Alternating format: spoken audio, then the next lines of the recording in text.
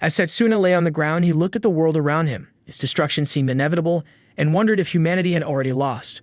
Vidrak sneered, declaring that all their struggles were in vain.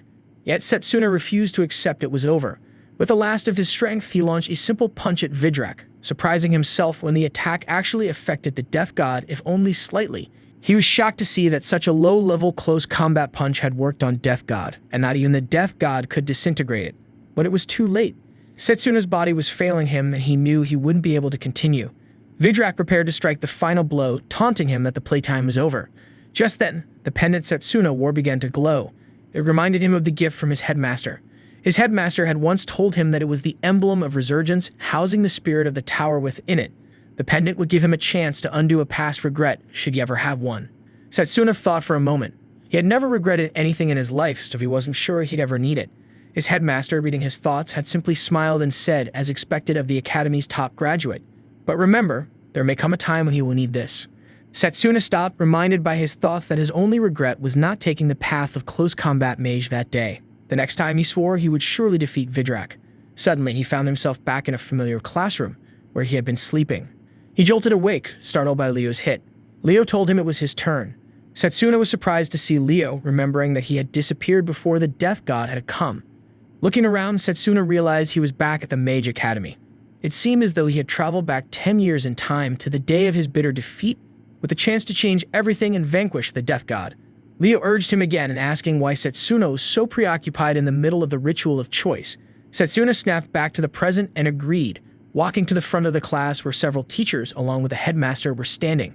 A girl whispered to another that Setsuna was here, and the second girl added that he had an aptitude for multiple paths of magic. The man in front of Setsuna opened a book, emitting a soft light. Setsuna remembered that there were different paths of magic, each with his own unique set of spells. Once a mage chose a path to specialize in, it would be difficult to learn spells from other departments. It was much like trying to believe in two different religions at once. The man in front of him asked him to choose the path in which he wanted to specialize. The man displayed his skill, confidently telling Setsuna that he was sure he would choose it. Setsuna thought for a moment. Normally, he would have chosen a path of ranged magic, which involved creating elements to use mana and fire at opponents. It allowed mages to keep their distance from enemies, minimizing the risk of being attacked, and it could wipe out multiple opponents at once with wide-area spells. He would become the strongest mage if he chose ranged magic, but that wouldn't be enough against the Death God. As Setsuna turned away from the ranged magic option, everyone was shocked. Leo, standing nearby, wondered what he was doing. Surely he was going to pick the ranged magic. They all questioned why Setsuna would choose melee magic, which seemed like the most useless option. The man explained that melee magic focused on strengthening the physical body. It was considered outdated and only effective in close combat. He compared it to someone being attacked by a swarm of arrows, only to have a single rock to protect themselves. He asked Setsuna if he really wanted to destroy his future. Setsuna knew that by choosing melee magic, he was giving up any hope of becoming a renowned mage. However, this was the only magic that might help him defeat the Death God. He couldn't let go of that hope. The room fell silent as everyone watched him choose melee magic. They were shocked, but Setsuna was resolute. With this power, he would defeat the Death God. As Setsuna made his choice, there was a collective gasp of surprise and the students began to chatter. Silas, the head of the ranged magic department, closed the book with a sigh, commenting that he had planned everything for Setsuna, believing he would choose ranged magic. In doing so, Setsuna would have become the greatest mage and would have brought both fame and glory to Silas as his teacher. Setsuna, however, was unfazed by the murmurs around him. He knew that Silas' plans, while grand, wouldn't matter in the next 10 years. The world had only 10 years left before destruction, and the Death God's first appearance was only 5 years away.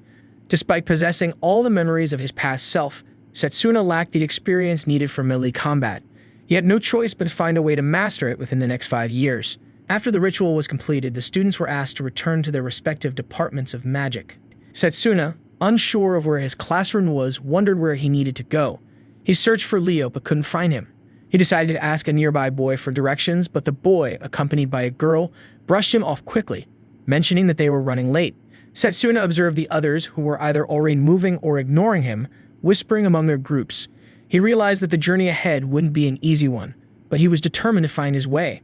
A boy nearby commented that the rumors about Setsuna being a prodigy might be wrong and that he was actually a moron. Another boy guessed that Setsuna might just want to be the center of attention, which was why he chose melee magic.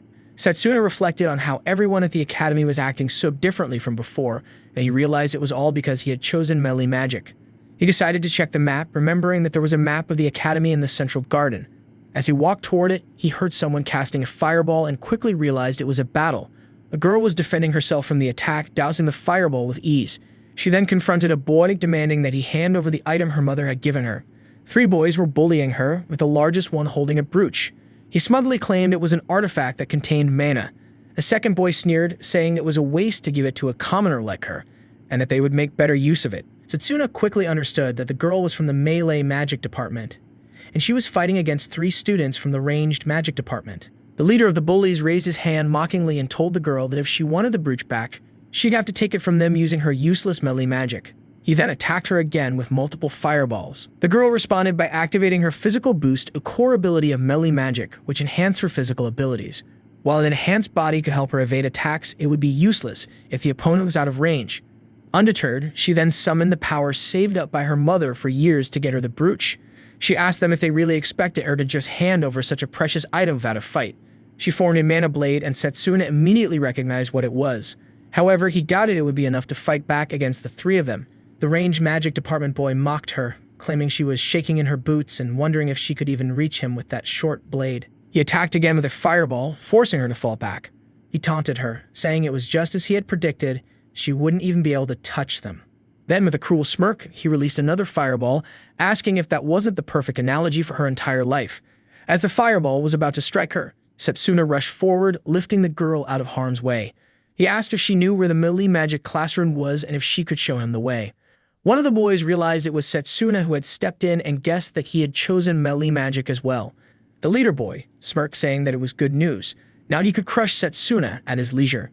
Setsuna stood his ground, calmly stating that he knew melee magic was considered weak, but since he had chosen it for himself, he would find a way to use it. He added that the outcome of a battle wasn't solely dependent on the magic a mage used. The girl, worried for him, begged him to stop, reminding him that they were seniors and he might get hurt. But boy attacked, launching multiple fireballs at him, declaring that it was already too late. Setsuna focused, using his physical boost to concentrate his mana into his legs. He shot forward, dodging the fireballs with incredible speed. He thought that this would be easy, but as he moved, he wondered what would happen if he tried something more. He noticed the boy was only using fireballs, which led him to believe that fire was the only element the boy could control. The boy shouted at him to shut up, angrily questioning how Setsuna was moving so fast. He swore he wouldn't be beaten by Setsuna. The boy, now furious, created an even larger fireball with both hands, preparing to attack with all of his power. Setsuna, however, summoned a sword from his mana and slashed through the fireball, leaving the onlookers stunned. The girl, wide-eyed, asked if it was possible to cut through a spell like that. Setsuna explained that a battle between mages ultimately came down to the control of mana. He recalled how, even without a vast mana reserve, his precision in controlling his mana had made him one of the best. He felt the spell had more versatility than he had expected, and wondered what would happen if he combined speed with power. The boy gritted his teeth and declared that he would deliver an even more powerful blow. The fat boy warned him to stop, while the second boy cautioned that if the leader kept this up, an instructor might intervene. The boy ignored them, telling them not to stop him. He began chanting, and while he did, Setsuna rushed in, closing the gap in an instant. With a swift movement, he delivered a powerful mana fist to the boy, knocking him back. The boy stumbled back, and Setsuna clenched his fist, thinking how useful it would be in close combat. One of the boys wondered if melee magic wasn't the weakest magic, and the only difference was that Setsuna was wielding it. How had he become so strong? Setsuna then asked for the brooch back.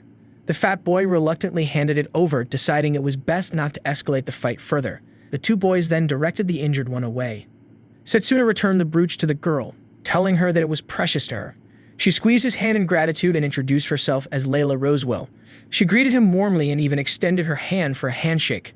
He introduced himself as they shook hands. She swung it energetically, commenting that she knew he was famous and had an affinity for all paths of magic. Then she asked why he chose melee magic. Setsuna thought for a moment, knowing she wouldn't believe him if he told her the truth. Instead, he asked if she could tell him where their classroom was. Layla wondered if the orientation for new students had already started. They both dashed off toward the location, and Setsuna felt something unfair about it. After all, it was the most remote part of the academy. As they ran, Layla asked if he could teach her the mana blade he used earlier. Setsuna explained that he simply applied his ability to control magic to the technique. He thought that it should be possible to create various combat methods by applying this control in different ways. Since magic disintegration didn't seem to affect that technique, once he honed his skills in melee magic, he should be able to face the Death God. He also had another goal, to prepare for the inevitable invasion of the Death God.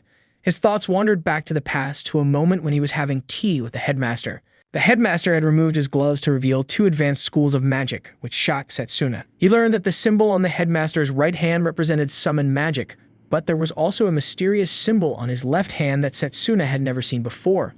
As Setsuna was about to ask about it, the headmaster replied that he would explain in due time, and that he trusted Setsuna with the secret. But Setsuna never got to learn the truth. The headmaster was assassinated shortly after the Death God's arrival. The culprit was the Death God himself, who had feared the headmaster's abilities. Setsuna believed that if he could uncover the secret of the second path of magic, it might give him the power to change the fate of the world. Layla led him toward a building, saying they had reached their destination. Setsuna pondered how he could catch the headmaster's attention with his melee magic. The instructor was frustratingly critical, even though Setsuna hadn't been late. However, showing up with the girl seemed to have made things worse. As Layla was about to explain the situation, the instructor cut her off, declaring that the days of boasting about Setsuna's good grades were over. Stepping closer, the instructor sneered, reminding Setsuna that he was part of the melee magic division, an outcast in the academy. Annoyed, Setsuna brushed the instructor's hand aside, remarking that it was irritating to listen to him. He questioned why a melee magic instructor would belittle the very path of magic he was supposed to teach. Infuriated, the instructor grabbed Setsuna's collar, demanding to know how he dared to talk back. Setsuna remained unfazed, stating that melee magic held great potential. That was precisely why he had chosen it. The instructor scoffed, wondering how long Setsuna could maintain his arrogance. Turning away, he issued a challenge. If Setsuna truly believed in melee magic, he should prove it. Nearby, students were attempting to break a large stone with their magic. One boy stumbled backward after striking it, realizing it hadn't even left a scratch. The instructor shouted at the class, asking what they were doing. This was their first test, to determine their skill level. He explained that inside each rock was a crystal the size of a fish, and their task was to extract it within the time limit. Failure would result in punishment. As the allotted time neared its end, none of the students had even made a dent. One of them complained that the rocks were far too hard, while a girl wondered how they were expected to succeed when they had only just begun learning. Another boy speculated that the instructor was taking out his frustration on them because he hadn't been promoted. The instructor then singled out Setsuna, leading him to the largest rock and challenging him to demonstrate what melee magic was truly capable of. He gave him only 10 minutes. Layla was shocked, pointing out that the rock was even bigger than the others and that 10 minutes wouldn't be nearly enough. The instructor merely smirked and showed the timer, noting that a full minute had already passed while they were talking. Setsuna stepped forward, placing his hand on the rock. The instructor scoffed, asking if he really believed he could do it. Mockingly, he offered extra time if Setsuna begged for forgiveness, but Setsuna simply stated that he will finish it in 10 seconds. The instructor was taken aback, and even Layla urged him not to be ridiculous. The instructor thought to himself, not only was the rock massive, but it was also incredibly dense. Even he would need at least 30 minutes just to make a dent. But Setsuna wasn't backing down. He had only 10 seconds. With a determined look, he summoned a melee weapon into his hand. If he wanted to catch the headmaster's eye, he needed to become the top student in melee magic. Without hesitation, he slashed at the stone, knowing he couldn't waste time on trivialities. After Setsuna struck the stone, nothing happened for a moment. The instructor, Zachary, shouted that he had known it. While Setsuna had potential, he was still just a student. Suddenly, the stone broke into pieces. Setsuna handed the purple stone to the instructor, remarking that he was right about the 10 seconds. The instructor was stunned, and Layla couldn't believe it either. She wondered how Setsuna had managed to extract the stone so effortlessly. The other students were equally amazed, some speculating that Setsuna might be stronger than their instructor. One boy even questioned if Setsuna was more powerful than Zachary himself. However, the instructor dismissed this idea, blaming Setsuna for using some kind of trick, claiming that 10 minutes wouldn't be enough to break such a dense rock. There was no way he had done it fairly. Setsuna responded coolly, saying that if it took Zachary 10 minutes to do it, then maybe he should also attend lessons with the other students. Zachary, visibly angry at the remark, was about to retort when another teacher, Lionel, appeared, grabbing Zachary by the collar. Lionel asked if he was bullying the students. Yawning, Lionel continued, saying that Zachary's antics had actually made him wake up. He clarified that Setsuna hadn't cheated. Instead, he had sensed the flow of mana within the rock and struck it at its weakest point. Lionel scolded Zachary, wondering how an instructor could be so ignorant of such basics. Lionel turned to the students, announcing that Zachary would now demonstrate the mana guard.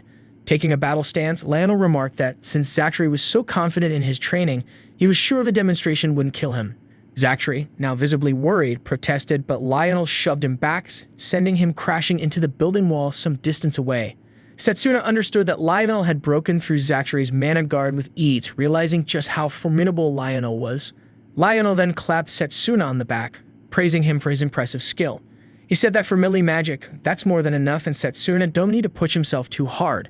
Setsuna replied firmly that he don't intend to lose to any other department and he will aim to be the top student and surpass everyone. Lionel chuckled at Setsuna's determination. That's the spirit, he said, wondering if there was a particular spell Setsuna was interested in learning. If so, he would gladly teach it to him.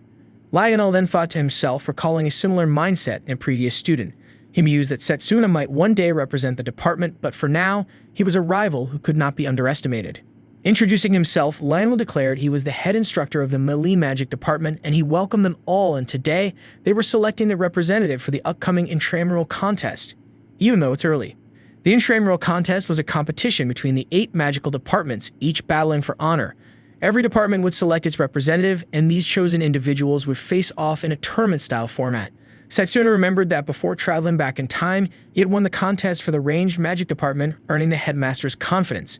This was the reason he wanted to become the representative again. However, Setsuna soon noticed a fortified rock nearby. Lionel informed him that not only had he shown them the crystal, but there was another student who had extracted a similar one, using only his fist. Setsuna realized that both pieces of rock had come from this student, Drago Okerd.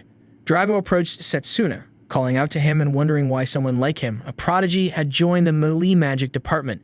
Setsuna replied that there was a reason he needed to learn it. Drago raised his voice, scoffing at the idea. He asked what Setsuna hoped to accomplish with such a frail body. Drago then revealed that his family had studied melee magic for generations and that he had been under intense physical training for 17 years. He suddenly unleashed his power, causing the ground to tremble as he punched the air with such force that everyone could feel the pressure. With a smug expression, he struck at Setsuna's face, challenging him to a duel. He declared that if Setsuna wanted to become the representative, he would have to prove his strength and determination. Setsuna reminded Drago that the intramural contest was a test of skill, and as the sole student of renown in the melee magic department, he was already a contender. Setsuna agreed to the duel. Before things could escalate further, Lionel stepped in, announcing that the duel would be scheduled 1 week from that day. Drago, not pleased, warned Setsuna not to back out, telling him that if he called himself a melee mage, he should fight honorably. As Drago left, one of the boys wondered who would win the duel, while the girl expressed her confidence in Drago's victory. Layla, however, asked Setsuna if he was sure he could defeat Drago. Setsuna shook his head, thinking that Drago's powerful body, honed through years of training, was far too much for him to handle right now. Still, he left with the belief that there was a way. Layla, puzzled, asked where he was going. Curious, she decided to follow him. They made their way into the forest, stopping in front of a giant tree. Layla still didn't understand what was going on. Setsuna touched the tree, revealing that this was his secret training spot. Whenever he trained here, his strength increased threefold. She mentioned that it was an incredible tree. Setsuna explained that it was the world tree, which had been rooted for millennia. The green light emitted by the tree enveloped Setsuna, accepting him as one of its own, and he too was bathed in the same light. Layla was curious about the light, and Setsuna explained that it was the blessing of the world tree, which had the effect of accelerated recovery for those accepted by it. He believed he had found this place before traveling back in time. With the world tree's blessing, he no longer needed to worry about running out of mana. He could enter different worlds and undergo training that pushed him to his physical limits. Layla was amazed, but she knew that Drago had been a melee mage since birth. She felt a strong desire to repay Setsuna for returning her brooch, so she decided to help him by spying on Drago. The scene shifted to the melee magic training room where a few students, including Drago, were training. Layla walked around observing. Drago was performing exercises with an immense amount of weight. After finishing, he asked Lionel if there were any fortified rocks left. Lionel asked if Drago planned to smash every single one of them. Drago responded that it wasn't about smashing, he was simply borrowing them. He placed a significant amount of weight on his back and began doing push-ups. Layla watched in awe, wondering if Drago was even human. She questioned whether he was truly this strong and wondered if a simple punch would be enough to challenge Setsuna. She researched whether Setsuna could hold his own against Drago. Meanwhile, Setsuna sat under a tree, reading a martial arts manual. Layla approached him, telling him that it wasn't the time to sit and read. Drago was doing push-ups with 5 fortified rocks on his back. Setsuna agreed that Drago was incredible, but he pointed out that such intensity was an appropriate level for physical training. He reassured her that there was no need to worry. It was part of his training. His eyes widened in curiosity. She asked what he meant. Setsuna explained that it was a spell called Physical Bodybuilder, which strengthened the body and allowed for greater control over the nerves by channeling mana. By concentrating mana in their legs, they could increase leg strength. In their fists, they would gain greater power in their strikes. And if focused on their brain, it would enhance memory. He tossed the book aside and told her he had already memorized all the techniques, so he was eager to test them out. He noticed a fallen leaf and with a swift kick, used his power to cut it in half. He even created a sword-like force to slice through the other leaves. Layla marveled at how incredible it was and how quickly he had learned those moves. Setsuna remarked that it wasn't nearly enough, and suddenly, he felt a sharp pain, causing him to drop to his knees. A wound had appeared on his hand. Layla wondered where the wound had come from, but Setsuna assured her that he was fine. Then the green light from the world tree enveloped him, and he explained that with the physical boost, he was intentionally pushing his muscles to their breaking point. He could focus on recovery, which would allow his body to grow stronger and heal faster. The wound healed before their eyes, and Layla asked if he really needed to go that far. Setsuna replied that he couldn't possibly catch up to Drago with normal training methods since Drago had spent far more time training than he had. With only a week left before the duel, Setsuna was determined to repeat the process 1,000 times. Layla was surprised and asked how he could go through such tough training even once, let alone 1,000 times. Setsuna answered that it wasn't necessary to be perfect, but when he was training, he remembered the days when he couldn't even wield magic. He had dedicated himself to training every day, even when he failed many times. He never gave up on himself and kept growing, improving little by little. He could endure because as long as he knew he was getting better, it was bearable. Afterward, they both continued training together, and during their rests, Layla thought about him. People often said he was born with talent, but in reality, he worked harder than anyone else. Currently, he was lifting an enormous amount of weight while doing push-ups. Finally, the day of the duel arrived. Setsuna stood against Drago in front of the battleground with a large crowd watching them. Drago commented that it was good Setsuna hadn't run away to hide. Setsuna responded that he wouldn't, and he truly wanted to be the representative of the department. Lionel asked if they were both ready, and as they glared at each other, he signaled the duel to begin. Setsuna immediately rushed to attack Drago. Setsuna delivered a left hook to Drago, who blocked it by using his hands as a barrier. Despite the defense, Drago was pushed back from the impact. Setsuna realized that Drago had used the Mala guard to block the attack. Drago quickly retaliated with a punch so powerful that the pressure from it could be felt by the audience, leaving them unable to even see the attack coming. Layla was concerned about Setsuna. As the fog of battle began to clear, it was revealed that Setsuna had effortlessly avoided the punch. The students watching the duel were stunned and wondered if the two of them had really undergone the ritual of the choice only a week ago. Setsuna told Drago that had the punch landed cleanly, he definitely would have taken some damage. Drago, clearly frustrated, threw several more punches. Setsuna blocked and dodged them, which only angered Drago further. Drago growled, asking if defense was all Setsuna could do, taunting him for having such a weak body. Layla felt that the week of training hadn't been enough for Setsuna to defeat Drago. Lionel observed that it seemed like Setsuna was losing the duel from the start. Drago launched another kick towards Setsuna, but Setsuna blocked it once again. Lionel noted that Setsuna was likely using his mana control to parry Drago's attacks. Drago, growing more irritated, snapped that elites like Setsuna always looked down on melee magic. He went on to say that his family had been belittled and humiliated simply because they were known for melee magic. In a surge of anger, Drago conjured a sword, declaring that he would defeat Setsuna for sure. Setsuna responded by summoning his own sword, and the two rushed toward each other, their swords clashing in a powerful strike. Drago followed up with several quick slashes, but Setsuna skillfully jumped and dodged each one. Finally, Setsuna landed a slash of his own, but Drago jumped to attack once again. Setsuna evaded, and the ground beneath them cracked with the force of their clash. As Drago charged again, Setsuna remembered the words of two boys who had criticized him for picking a fight with Drago and for choosing melee magic. Setsuna then told Drago that he understood where he was coming from, but he aimed for something greater. Drago, confused, didn't understand what Setsuna meant. With that, Setsuna broke through Drago's mana sword with a precise strike. Drago was momentarily stunned by the attack, but in the next instant, he retaliated and struck Setsuna once more. Using the physical boost acceleration, Setsuna increased his speed and countered with an attack. Layla realized that Setsuna's attacks were starting to have an effect on Drago. Lionel thought that Drago was performing admirably, but Setsuna's mana manipulation and physical boost were proving to be just as impressive. Lionel couldn't wait to see who would come out on top, knowing that to break through Drago's solid defense, Setsuna would need to create a gap. As Setsuna rushed to attack Drago, Drago conjured another sword, slashing at him in a fit of rage. Sensing the danger, Setsuna swiftly dodged the attack. Drago's strike hit the ground with immense force, shattering it.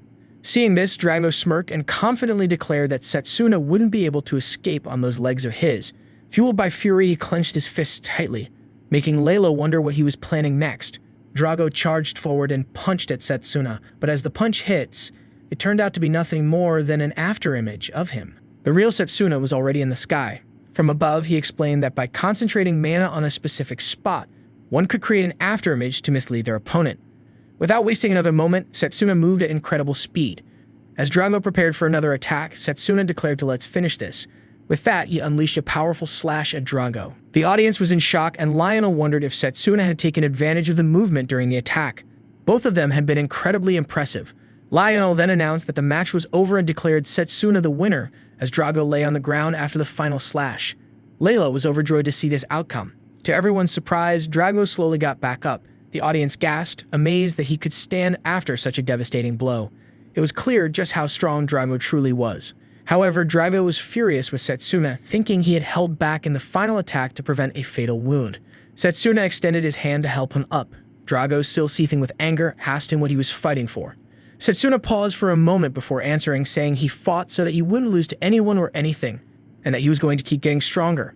Drago, acknowledging his strength, said, "So that's why he was so strong." He then accepted his defeat.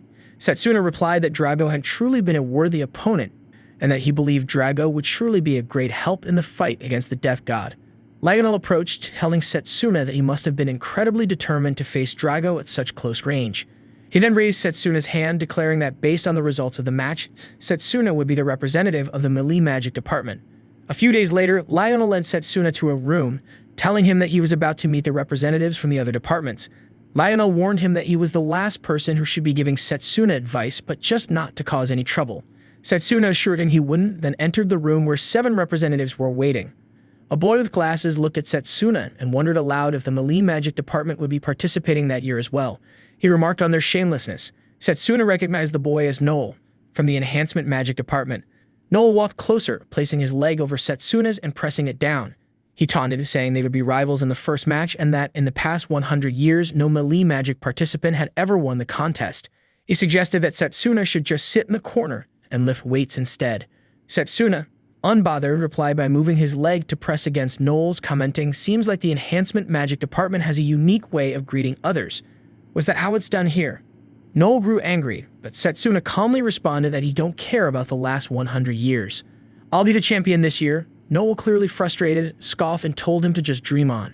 At that moment, the headmaster entered the room and smiled, commenting, and it was nice to see them both fired up, but save their energy for the real match.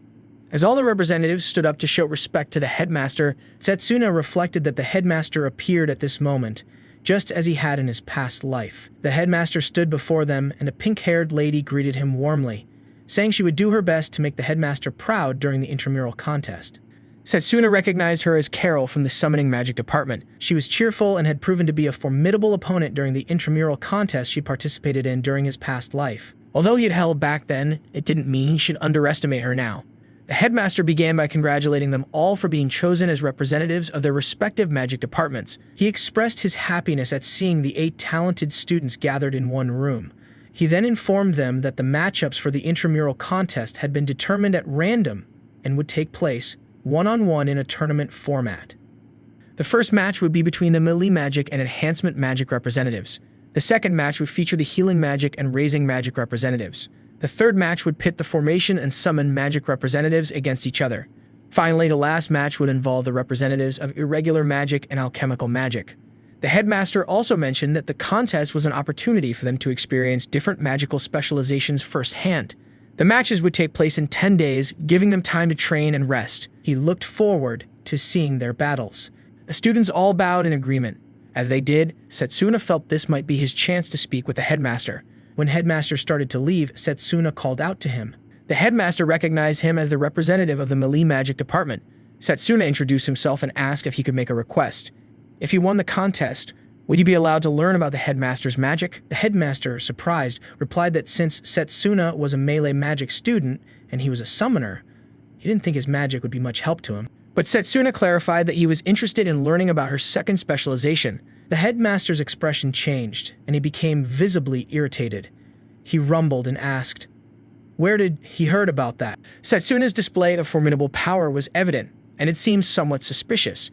However, if he was to find a way to defeat the death god, he couldn't afford to back down at this point. He couldn't quite explain why, but if the melee magic department won the contest for the first time in a century, it would change how the world viewed them. What he was asking for in return wasn't too much. The headmaster replied that it didn't seem like Setsuna had any ulterior motives, so he agreed to let him test his abilities if he won the contest. Setsuna bowed to thank him. The headmaster warned him, however, that it wouldn't be easy by any means.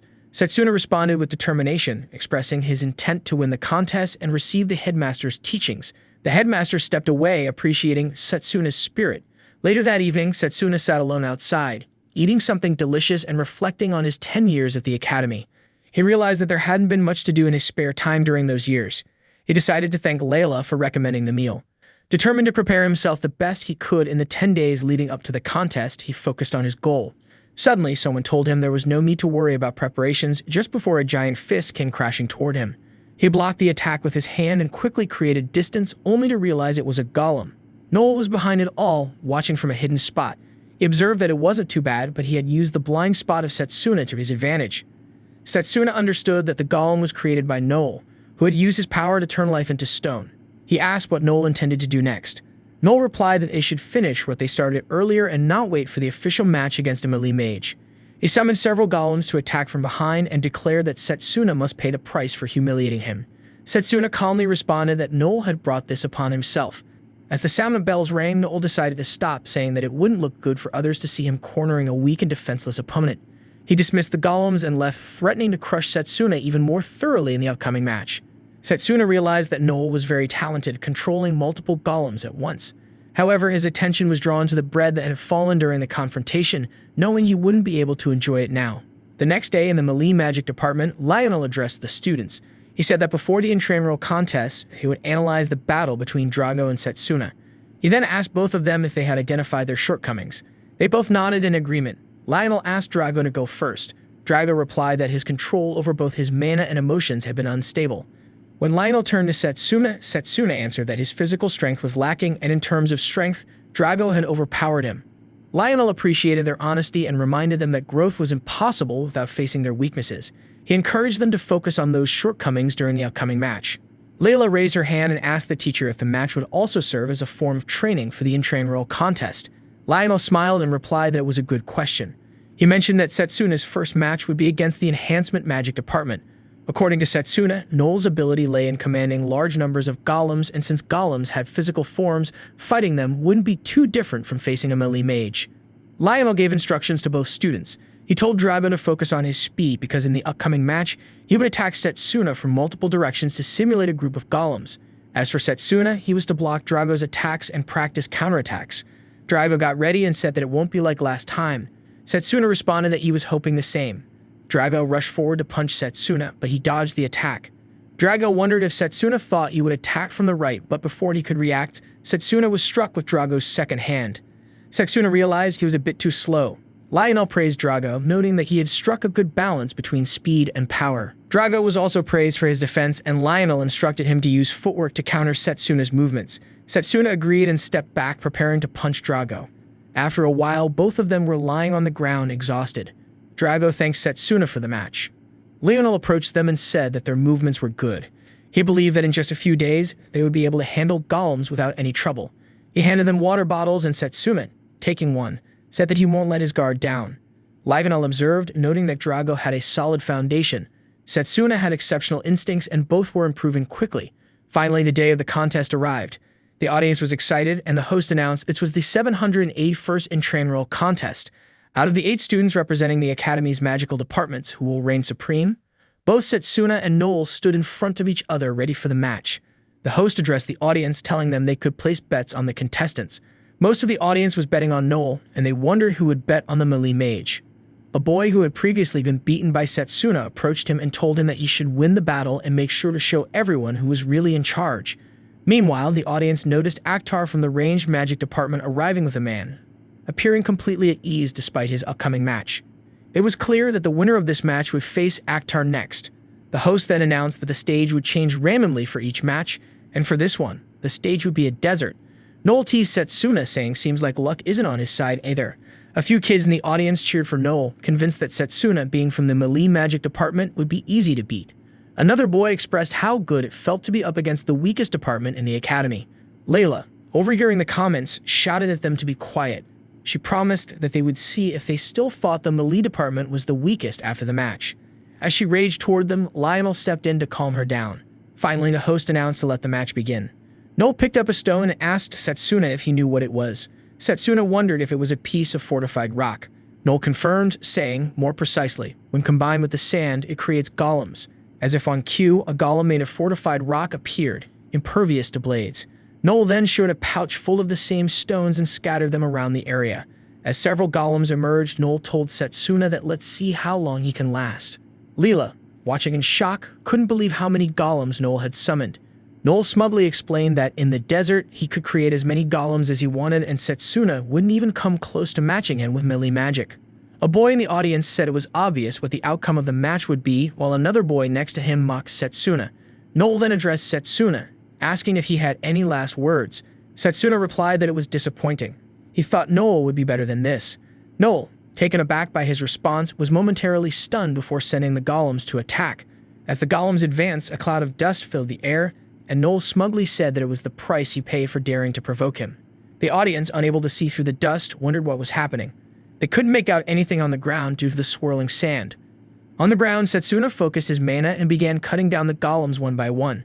He mastered how to demolish those ages ago, he muttered. The audience was shocked, and even Noel seemed stunned by the display. Noel quickly created more golems and sent them charging at Setsuna. Setsuna, however, remained calm as he approached Noel, and in close quarters combat, no other school of magic can beat melee, he said. And in other words, golems with their predictable movements are no match for me. He slashed through the golems again, causing Noel to panic. Noel shouted that he can make more, and Setsuna don't have to be so ridiculous. But Setsuna continued his advance, finally reaching Noel. Seems luck was not on his side, he said, delivering a punch that sent Noel flying back. A boy in the audience wondered what had just happened, while the woman beside him couldn't see anything due to the dust. The audience stared at the ground, trying to make sense of the match's progress and determine the victor. As the dust cleared, they saw that the winner was Setsuna. Setsuna, breathing heavily, thought to himself he managed to win the first match easily. Layla, filled with joy, cheered for him. A boy, talking with his friends, asked if he heard that correctly. Did the melee mage really win after all these years? Boy with glasses suggested maybe Noel ran out of mana from summoning so many golems. Various students speculated about what happened, wondering how Setsuna had managed to win. Silas didn't seem happy and said that Noel didn't lose because he made a mistake, but rather because Setsuna was simply more skilled than he was. The student next to him remarked that the battle with a melee magic representative had turned out to be more interesting than expected, but suggested that safeguards should have been put in place. The second battle began and was a fierce one. After watching the match, Setsuna approached Layla, and she complimented him, asking if he was going to watch the next match. He replied that he would, explaining that it would help him prepare for the upcoming battles. He knew that the second match was between the Summon Magic and Formation Magic representatives. The host announced that the Summon Magic representative, Carol, had the upper hand, while the Formation Magic representative kept trying to close the distance with his opponent. Watching the battle, Setsuna thought that although the Formation Magic representative was losing, his moves were impressive and could be worth trying out in a battle against melee magic. Layla commented that while the magic being used looked flashy and cool, she still wanted to grow stronger using melee magic. Setsuna then asked why she chose melee magic, as she must have had potential in other schools of magic as well. Layla then shared a childhood incident. She explained that when she was playing with her little brother, they were attacked by a bear. At that moment, she thought they were done for, but a melee mage came to their rescue. She found the mage so cool and strong, and she decided then that she wanted to be like him, to become strong enough to help others in need. She admitted that it sounded childish, and she was a little embarrassed. Setsuna reassured her, saying that it's not childish at all. People can become infinitely stronger when they have a goal in mind. Layla asked if he really believed that, to which he nodded. At that moment, Leo came to meet Setsuna. Setsuna thought that Leo was the most skilled student in the ranged magic department, second only to himself. Leo complimented Setsuna on his match, acknowledging that even though he was from the melee magic department, Setsuna's power was impressive. He then asked who the girl sitting next to Setsuna was. Leo paused as if unsure of his words and asked if they understood each other. Setsuna was confused by Leo's question. Layla answered quickly, saying she was not what they think, and stood up to leave. As she walked away, she wondered if Leo was Setsuna's friend and suggested that they should sit together and enjoy the rest of the matches. Setsuna was left wondering what had happened with her reaction.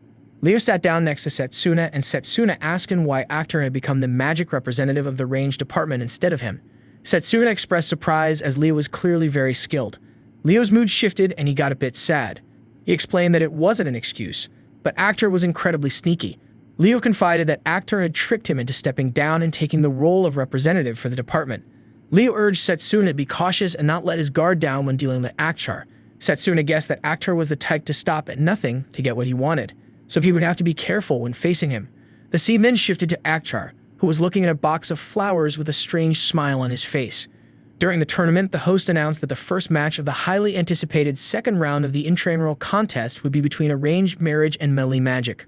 On this stage, the moment a competitor falls, not only will they lose the match, they will also face a punishing scoring system. Drago sat next to Lionel, mentioning that it would be difficult for him to even get close to Actar. Lionel commented that Drago would be at a disadvantage in this match as well. Actar, sitting with Silas, remarked on the impressive stage he had prepared for the match. As expected from the head of the Ranged Magic department, Silas added that he would make Setsuna bitterly regret his decision and realize how foolish it was to choose Melee Magic. Actar replied that regret would only be possible if Setsuna even managed to start the match. The host announced that it was nearly time for the match to begin, but Setsuna was still nowhere to be found. If he didn't appear in the next 5 minutes, the Ranged Magic department would automatically win and proceed to the next round. Both Lionel and Drago were shocked by this news. The scene then shifted to 10 minutes earlier in the contestant waiting room. Layla knocked on the door before entering and asked how Setsuna was feeling, concerned about his well-being. He replied that he was fine as usual, and then asked her to look at the vase in front of her. As she did, he explained that it was a magical artifact activated by touch. The moment she came into contact with it, it would absorb a large amount of her mana. Shocked, she wondered why such a dangerous object had been placed there. He told her that it was meant to incapacitate him before the match, marking the 7th attempt on his life. She asked if he was hurt by it, to which he reassured her not to worry as he had taken care of everything. He knew this was the work of Actar, who had been meticulous, leaving no trace that could point back to him. Suddenly, there was a knock at the door. 3 children entered, holding a bouquet and asking Layla to deliver it to Setsuna. Layla wondered what the children were doing there. A boy explained that they had been sent by a man to deliver it to him. When they looked around, they realized no one was there. Layla thought it would have been better if Setsuna had received the bouquet himself. The boy mentioned that the person who asked them to deliver it was quite insistent. As one of the children holding the bouquet began to feel dizzy and dropped it, Setsuna noticed marks on her neck that reminded him of something he had seen during the war. He immediately kicked the bouquet away. Layla, alarmed, asked what was wrong. Setsuna explained that the flowers were from a poisonous plant called venium. The condition of the children didn't seem good, and Setsuna was filled with anger. He muttered to himself, enraged about how far some people would go to manipulate relationships. He knew that if the children weren't treated immediately, they wouldn't survive, but he also understood that only a healing mage could properly identify and treat the poison. Layla, equally concerned, said their lives were in danger. Setsuna quickly left, telling her to stay away from the children as well, since being too close could expose her to the poison. Layla assured him she would be fine, then took out a brooch, asking him to trust her. Setsuna realized that it was a magical artifact capable of holding mana. Layla explained that her mother had infused healing spells into the brooch for emergencies like this. She attempted to heal the children, and Setsuna noticed that the marks on their skin were slowly decreasing. Layla mentioned that her mother had given her the brooch for emergencies, though she never imagined it would be used in such a situation. Setsuna nodded in gratitude for her help, then used his powers to move the poisoned bouquet away, vowing to handle the rest. He knew that venium emitted the most poison when its flowers bloomed and had to be dealt with before the situation worsened. However, if he tried to get rid of it in front of a large crowd, the poison would spread, endangering everyone around. The poison was also affecting him, so he threw the bouquet toward the world tree, hoping it would be destroyed there. With a surge of power, he struck it, cutting off the toxic plant and sending it into the sky, away from the arena. As he watched it burn, he felt the poison begin to dissipate and his strength returned. Meanwhile, in the arena, the crowd was gossiping about Setsuna's absence. Some even assumed that he had fled in fear. Host, checking the time, declared that Setsuna would be disqualified. Just as he was about to announce Actor as the winner, Setsuna appeared, interrupting him and declaring that the match was far from over. Actor gave him a strange smile as he saw Setsuna's arrival. Actor seemed pleased with the gift he had prepared to congratulate Setsuna on winning the first round, claiming it was exactly to his liking. Setsuna, however, pointed out that Actor was using underhanded tactics. Not only had he sent poison to him, but he had also involved innocent children in the plot. Actor feigned ignorance, claiming he had no idea what Setsuna was talking about. Enraged, Setsuna clenched his fists. Akhtar continued, stating that there was no need to get so upset over something so trivial. In fact, the children would be proud to know that they had played a part in Akhtar's victory. This only fueled Setsuna's anger further. The host then called for the match to begin. Akhtar immediately attacked using star-mubulated magic, but Setsuna deftly dodged it. Drago, watching from the sidelines, wondered if something had happened to Setsuna on the way to the arena, as his mana seemed to be in disarray. Setsuna realized that the World Tree had mostly purified his body of the powerful poison, but the residual poison was still preventing his body from working properly. A series of attacks came at him, but Setsuna jumped and dodged them all. Akhtar, clearly just getting started, mocked him, claiming that the representative of the melee magic department only knew to defend himself properly. Silas, watching from the sidelines, whispered to himself that it was good he had arranged everything in Akhtar's favor. Even if Setsuna tried his best, he wouldn't be able to win this match. Setsuna noticed that Layla hadn't arrived yet, and he wondered if the children were okay. Akhtar taunted him, saying he couldn't focus on the battle at hand, and suggested that Setsuna seemed to be tiring. A boy in the audience commented that running away seemed to be the only thing the melee magic representatives could do. Another boy beside him wondered what hope Setsuna had of beating ranged magic. Akhtar attacked again, boasting that he was ready to finish this. Setsuna, determined to block the attack with his mana guard, braced himself, but just as he tried to activate it, his mana guard broke down and he was severely injured. Akhtar laughed, mocking Setsuna's poor condition and calling it a pitiful sight. Setsuna, struggling to stand, asked Akhtar why he had stopped. He questioned when the ranged magic department had ever shown weakness. Why wasn't Akhtar pushing him to his limits and defeating him utterly? Instead, Akhtar was just flapping his gums. Setsuna, despite his injuries, was trying to understand what Akhtar was truly up to. Akhtar smirked, realizing that Setsuna was analyzing his every move, even while defending against his attacks. He found Setsuna interesting and urged him to look around. When Setsuna did, he saw that he was surrounded, trapped on a small piece of land with lava flowing all around him. A boy in the audience shouted that Setsuna was completely trapped. Akhtar declared that he pursued perfection and that Setsuna had acted exactly as he had intended. He prepared to use his storm cannon, saying that now it was all over. Just then, Layla entered the arena and called out to Setsuna. She told him that the children were now safe. Setsuna smiled, relieved, and responded that now he could fight with everything he had. Finally, the preparations were complete. Suddenly, Akhtar noticed a surge of mana from Setsuna and was confused. How had he managed to gather that much mana? Setsuna explained that he had been using physical boosts to activate his cells and detoxify his blood, while Akhtar had been foolishly toying around. He added that Akhtar had only dug his own grave. Enraged, Akhtar retorted that Setsuna was in terrible shape. Silas, observing from the sidelines, urged Akhtar to finish him off, insisting that Setsuna was just bluffing. Akhtar released his attack, but Setsuna knew he was almost out of mana. He was down to just one last strike. Summoning the last of his strength, he deflected Akhtar's attack with his sword. The sudden move shocked both Drago and Akhtar. The attack, redirected by Setsuna, was now heading straight for Akhtar. He nullified his magic and taunt Setsuna that if he really thought Akhtar would just stand there and let him land a hit. Akhtar claimed that the one who would bury themselves today wasn't him, but Setsuna. However, when Akhtar looked around, he realized that Setsuna had already closed the distance between them, sword in hand. Setsuna smirked and told Akhtar that it was he who had underestimated him. Terrified, Akhtar begged for mercy, apologizing profusely, but Setsuna gave him a brutal lash with his sword, knocking him to the ground.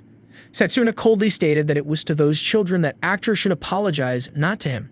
The host announced Setsuna as the winner of the match.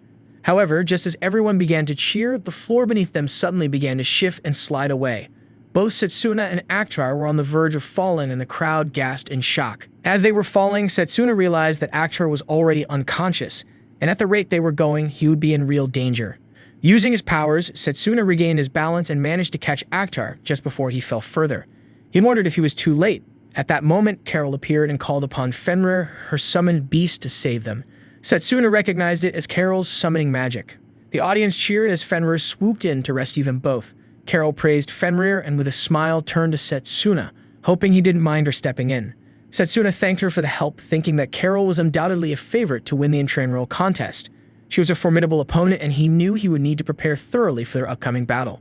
The audience was still in shock over Setsuna's victory. One boy commented that it couldn't have been sheer luck, while a girl remarked that the outcome was completely unpredictable. The headmaster had also been watching the match. Silas, furious with Akhtar, called him a useless fool and vowed that Setsuna would regret his victory. As Setsuna joined Layla, Drago, and Lionel, Layla expressed her appreciation for him. Drago, having heard about everything that had happened, also complimented Setsuna, Setsuna asked about the children, and Lila reassured him that they were resting in the infirmary and would make a full recovery soon. Setsuna was relieved to hear that the children were fine, as he had been deeply worried about them. Just then, he felt a strange sensation and turned around to check. Layla asked what was wrong, but he replied that it was nothing. He had only sensed a brief moment of intense bloodlust emanating from somewhere, and he wondered what was happening at the academy.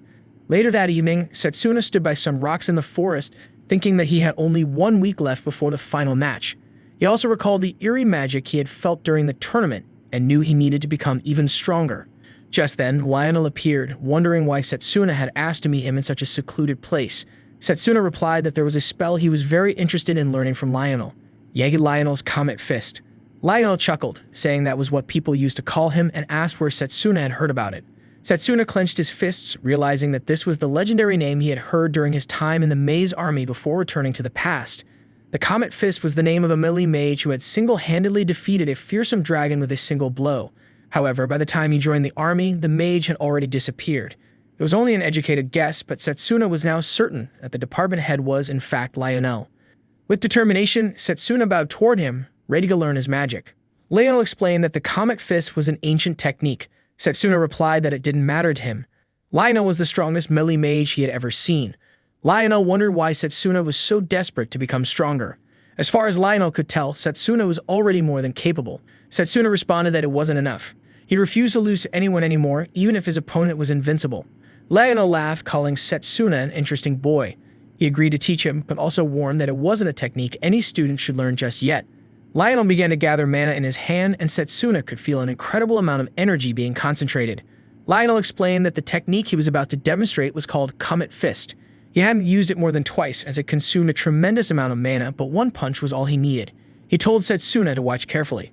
With a single punch to the ground, Lionel unleashed so much pressure that the surrounding area was destroyed, sending debris flying in all directions. Setsuna was in awe, remarking that it was beyond anything he had imagined. Lionel explained that the technique required focusing a massive amount of mana into one point, making it difficult to use in one-on-one battles, such as in tournaments. He asked Setsuna if he still wanted to learn it. Setsuna eagerly replied that he was looking forward to it. Lionel agreed to start teaching him and told him to follow him. The scene then shifted to Carol, who was enjoying tea with a man who congratulated her on advancing to the final round.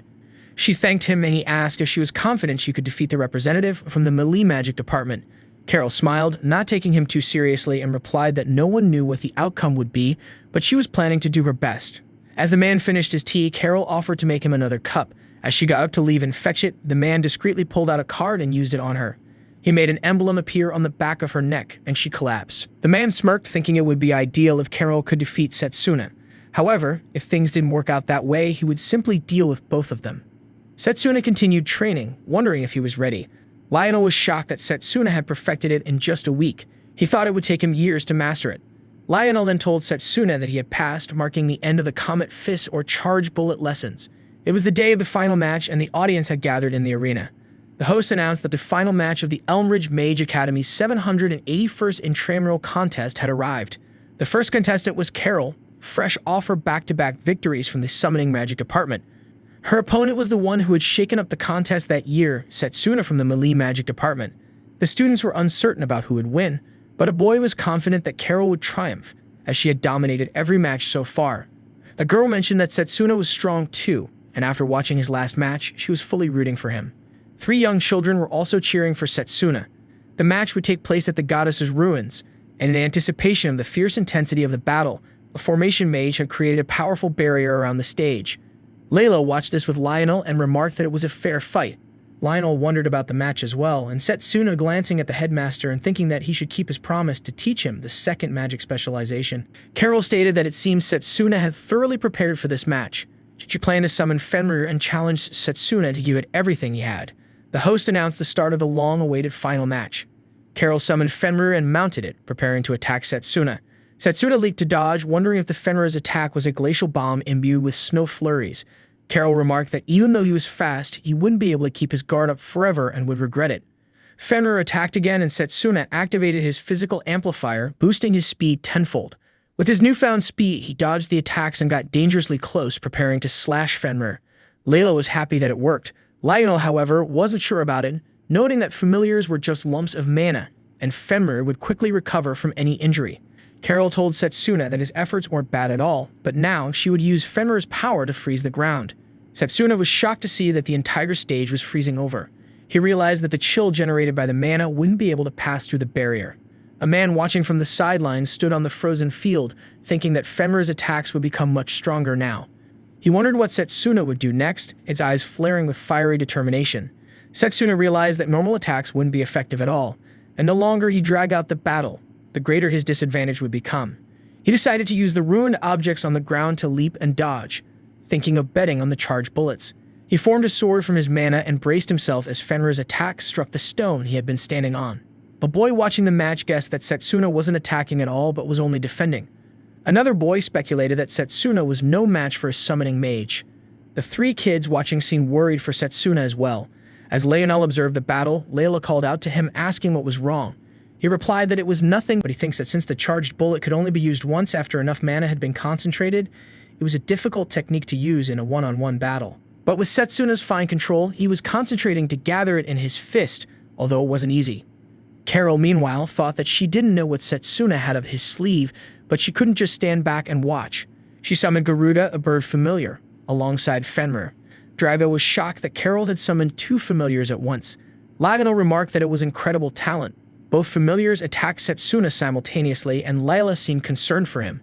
But Setsuna managed to fend them both off with each hand, making them fall back. He then calmly told Carol that he knew she would play her trump card. Surprised that he had blocked her attack, Carol wondered how he had done it. Setsuna, now preparing to counterattack, noticed a strange man watching from the sidelines. The man suddenly snapped his fingers, and Carol winced in pain, surrounded by a dark aura. Setsuna looked on, alarmed, wondering if this was the magic of the death god. Setsuna felt certain that this was the magic of the death god, but he couldn't fathom how it was even possible. Carol was rambling, then suddenly screamed, unleashing a dark power that caused several dark monsters to appear and attack Setsuna. The audience was stunned, wondering how many familiars Carol had. Lionel realized that this wasn't Carol's magic and shouted for the match to be stopped, demanding that the barrier be dissolved and questioning what the formation mage was doing. The man responsible for the dark magic explained that only the person who had cast the barrier could remove it. Everyone should be looking for the formation mage, but he was already in the clutches of the villain. As the monsters continued to attack Setsuna, he thought to himself that the person responsible for all this must be nearby. Setsuna activated his mana detection to locate the source. The man, however, suggested that Setsuna focus on the battle at hand. He ordered Garuda to attack Setsuna, striking him with a pole and forcing him to fall back. Layla was beside herself with worry as Setsuna struggled to get up. The man gloated that even Setsuna wouldn't be able to find him in the midst of the crowd, and in his current state, Setsuna wouldn't be able to do anything. Lionel felt a growing sense of urgency. There wasn't enough time for Setsuna to prepare another charged bullet, and Carol's physical state was deteriorating. If they didn't act quickly, she would lose control of her magic, putting her life in jeopardy. He realized that someone was controlling her from the shadows. Carol continued to try to escape, urging Setsuna to run away as the dark monsters closed in. He dodged their attacks while making his way toward her, fending off the monsters as he went. When he confronted a horned monster, he grabbed its horns and threw the creature onto the others. The headmaster watched the battle unfold, and Lionel rushed up the stairs, thinking that at this rate, Setsuna would be in serious danger. He knew he had to find the formation mage who had cast the barrier, and he hoped Setsuna could hold on a little longer. Another beast with a long, sharp, single horn charged at Setsuna, stabbing him in the leg. Layla gasped in worry as she saw the injury, and other students voiced their concern, knowing that Setsuna was pushing himself too far. The man behind the dark magic declared that it was over and ordered the monsters to finish Setsuna off. They charged at him, and Fenrir bit into Setsuna's hand, causing excruciating pain. Setsuna screamed in agony, his voice echoing across the arena. Setsuna then remembered Lionel telling all the students what the most important thing in melee magic was. Drago had answered that it was the power to take down the enemy in one fell swoop. Setsuna continued, explaining that it was about getting close to the enemy while minimizing damage. Lionel had then added that the key was to not let any attack phase them, staying strong and focused enough to deliver the final blow. He instructed them that they would now begin training to defend themselves against damage. Setsuna snapped back to the present, realizing that the defense had been successful. The man observing the battle thought that Setsuna's arm had been destroyed and wondered if he had done it intentionally to concentrate his mana. Setsuna knew the familiars were in an extremely excited state, so any moment of weakness would cause them to pounce on him, seeing him as prey. He yelled that he would finish it with a single punch, and then unleash a charged bullet attack, defeating all of the familiars at once. After the battle, Carol was on the verge of collapsing, and Setsuna rushed to her side, confirming that she was fine before gently lowering her to the ground. The audience could hardly believe what they had just witnessed and wondered if Carol had truly collapsed. Finally, the host announced that Setsuna was the winner, marking the first time in 100 years that a melee magic department head had claimed victory. The students erupted in cheers, with one of them commenting on the last techniques Setsuna had used, which they hadn't seen before. Leila and Drivo were overjoyed by Setsuna's win. The boy whom Setsuna had saved, the one who had lost to him, said he had expected this outcome and had bet on Setsuna. The boy next to him asked how much he had won. The man replied that he hadn't thought Setsuna would win for real, but he couldn't just stand back and watch. Before anything else, he needed to get rid of the formation mage. The man then noticed something unusual and wondered if someone was praising the formation mage. He used some sort of magic to mark the symbol on the back of the formation mage. Meanwhile, Lionel was heading toward the area as he sensed a strange magical presence. When he arrived, he found that the formation mage had been lying down. Lionel wondered if he had missed something important. At last, the barrier began to disappear and the headmaster descended to the arena, remarking that after summoning so many familiars, it was no surprise that Carol had collapsed. Setsuna was convinced someone had secretly been controlling her. The headmaster examined her and determined that it had been the work of a magical artifact. He assured everyone that they should leave the rest to him. As the headmaster worked to heal Carol, he turned to Setsuna and praised him for proving his strength. He promised that he would keep his word. Setsuna thanked him in return. The headmaster then left, telling Setsuna to meet him in his office the next day. Setsuna made his way to the infirmary, where a lady was healing his wounds. As she bandaged his injuries, she told him that they weren't fully healed yet, so he should take it easy for the time being. He thanked her and changed into fresh clothes. Just then, someone knocked on the door. When Setsuna invited them in, it was Lionel, accompanied by Drivo, Layla, and the 3 young children. Layla immediately asked how Setsuna was doing. Setsuna assured her he was fine and demonstrated by moving his hand, showing he had fully recovered. Layla beamed with happiness and congratulated him again for his victory. Drago, smiling proudly, congratulated Setsuna as well, telling him he was the pride and joy of the melee magic department. The 3 kids, still excited, told Setsuna they had loved watching him fight earlier and that he was so cool. After the congratulatory exchange, the others began to leave, leaving only Lionel behind with Setsuna. Lionel informed him that the formation mage was fine now and had regained consciousness. Lionel continued, explaining that Carol wasn't doing too well either, but at least she was out of danger for now. Once she had fully recovered, they would be able to learn more about what had happened. However, more importantly, it was clear that someone had deliberately tried to harm Setsuna during the match. Lionel asked if Setsuna had any idea who might be responsible. The scene then shifted to nighttime. A shadowy figure approached a room attempting to open the door. However, he quickly realized that a barrier had been set up to prevent intruders from entering. Despite this, it was useless against him. He simply shattered it with his power and stepped inside. The room he had entered was where Carol lay unconscious. The man muttered to himself that it would be best to get rid of her before dealing with Setsuna. He couldn't allow anyone who knew about him to stay alive. As he released an attack toward Carol, a blade sliced through the attack, cutting it off mid-air. Setsuna stood in front of Carol, his eyes sharp with determination. He said that he knew the culprit would come after her, but he was really hoping it wouldn't be Leo. Leo mentioned that Setsuna finally cottoned on to what was happening, but Setsuna couldn't find any evidence pointing to Leo. Setsuna mentioned that he had a hunch but wasn't certain until just then. He suggested that since they had reached this point, they should step outside for a while. They both started walking outside, and Setsuna knew that he wasn't fully healed yet. If he fought in his current condition, it would be disastrous. Leo asked him to stop frowning and wondered when Setsuna had started suspecting him. Setsuna replied that Leo had suddenly disappeared after the ritual of the choice, which he thought was unusual. It also struck him as strange that Leo wasn't chosen as the representative of the ranged magic department. And no matter what deceptive means Achtar might have used, Setsuna wouldn't have been so easily fooled. Leo guessed that he should have been the department representative after all. Setsuna continued, explaining that when he saw Leo that same night, his suspicions were confirmed. Just as Setsuna had felt during the final match of the intramural contest, he sensed the power of the Death God within Leo. Leo wondered about the Death God and then stepped closer with a different aura surrounding him. Red lines appeared across his face as he asked that what he know about the Death God. Setsuna understood the magic and noticed that Leo's presence had changed. He realized that Leo was likely the henchman of the Death God. If that was the case, Setsuna had to stop him, no matter what. Leo asked if they could end their farsome friendship right then and there. He said he wanted to have fun with Setsuna, though it would be a bad experience for Setsuna. With a mana sword in hand, Setsuna rushed to attack Leo, but Leo easily cut his sword in half. It felt like a repeat of something Setsuna had experienced in the past. Leo mentioned that he had earned the trust of the Death God and was granted the magic of disintegration, one of his many powers. No matter what magic Setsuna used, it wouldn't be able to touch him. Setsuna tried again, but once again, Leo easily countered his attack. He thought he couldn't just give up. Leo seemed to use disintegration magic only when Setsuna attacked, and then he would move so quickly that it caught Setsuna off guard.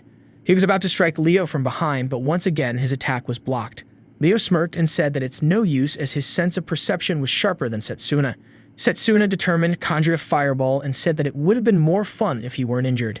Despite the pain, Setsuna managed to steady himself.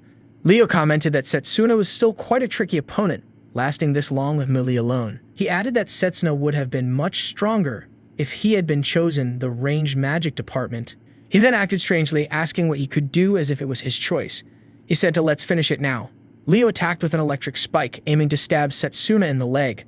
The pain was excruciating and Setsuna realized that his wound from the final match hadn't fully healed yet. He winced in agony, then asked Leo why he was doing such. Leo replied that there was no particular reason, he was simply tired of the world. It was as if destroying a sandcastle someone else had built. Setsuna wondered why Leo was doing such things. It reminded him of the past, and he shouted that Leo had hurt and killed people for such trivial reasons. He even questioned whether this was really Leo. Leo told him to shut up. As Leo was about to attack again, Setsuna realized that his mana blade wouldn't be enough. He needed an attack powerful enough to overwhelm Leo with a single strike. He recalled his fight with Discord and reminded himself that he couldn't give up yet. Setsuna prepared to strike Leo, but Leo smirked and said it's already too late. Leo released his own attack and Setsuna felt the power of the Death God, moving with incredible speed. Just then, a lightning strike intercepted Leo's attack, and another strike hit Leo, though he managed to block it. Setsuna looked up at the roof of the building and saw the headmaster standing there with his familiar dragon. The headmaster asked if he was too late, but Setsuna replied that he had arrived just in time. The headmaster wondered if everything that had happened in the intramural contest had been the work of Leo, and whether he had been keeping an eye on him ever since detecting the impure mana. Leo guessed that the headmaster was the head of the school for a reason. The headmaster had hoped that the culprit wouldn't be one of their own students. In a burst of frustration, the headmaster yelled at Leo to give up. His dragon let out a deafening roar and attacked with the blaze skill. Setsuna could sense the incredible power behind the attack, but Leo remained unharmed. He remarked that it was the white dragon, the most powerful beast one could summon. Had it not been for the power granted to Leo by the demon god, he would have been in real danger. The headmaster understood that Leo was using magic disintegration. He acknowledged that such magic really existed. Setsuna asked if the headmaster knew about magic disintegration. The headmaster explained that according to records passed down through the generations of the Silver Lock family, when a mysterious dark force awakened, the world would be plunged into catastrophe. Magic disintegration was a part of that evil power.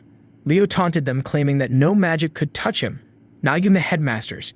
He then combined 3 attributes to launch an attack. Setsuna realized that it was a triple attribute combo magic.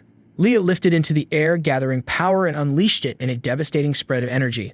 The headmaster's eyes widened and he quickly instructed Setsuna to take 2 steps to the right. Setsuna followed the command and narrowly dodged Leo's attack. The headmaster too was dodging the blasts, which made Leo wonder what kind of magic the headmaster was using.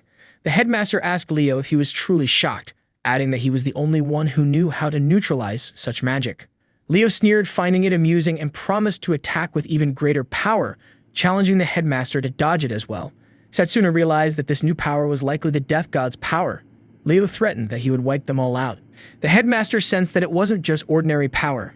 At the rate Leo was attacking, everyone would soon be caught in the crossfire of his magic. He called out to Setsuna, and Setsuna agreed with the headmaster's plan. The headmaster summoned the holy butterfly to spread its wings, and together they soared into the sky with the dragon. Leo watched, a smirk on his face, observing the headmaster's desperate efforts to protect everyone. He pointed toward the white dragon and taunted, "Bring it on." Both sides unleashed their attacks. Leo's attack was so powerful that it collided with the dragon, creating a massive explosion. Leo asked if the headmaster was ready to admit his defeat. The headmaster replied that perhaps it was time for an old man like him to step aside. From the smoke, Setsuna rushed to attack Leo. Leo scoffed, saying it was too bad that Setsuna had been hiding behind the dragon and preparing for his attack. He taunted that all of Setsuna's efforts would be in vain as he created a barrier around himself. Setsuna responded, vowing to make Leo regret the arrogance he had shown them. He reflected that choosing melee magic hadn't been a mistake, and he would prove that with just 1 strike. Leo warned him not to underestimate the power of the demon god, but as Setsuna struck, he broke through Leo's barrier, landing a solid hit.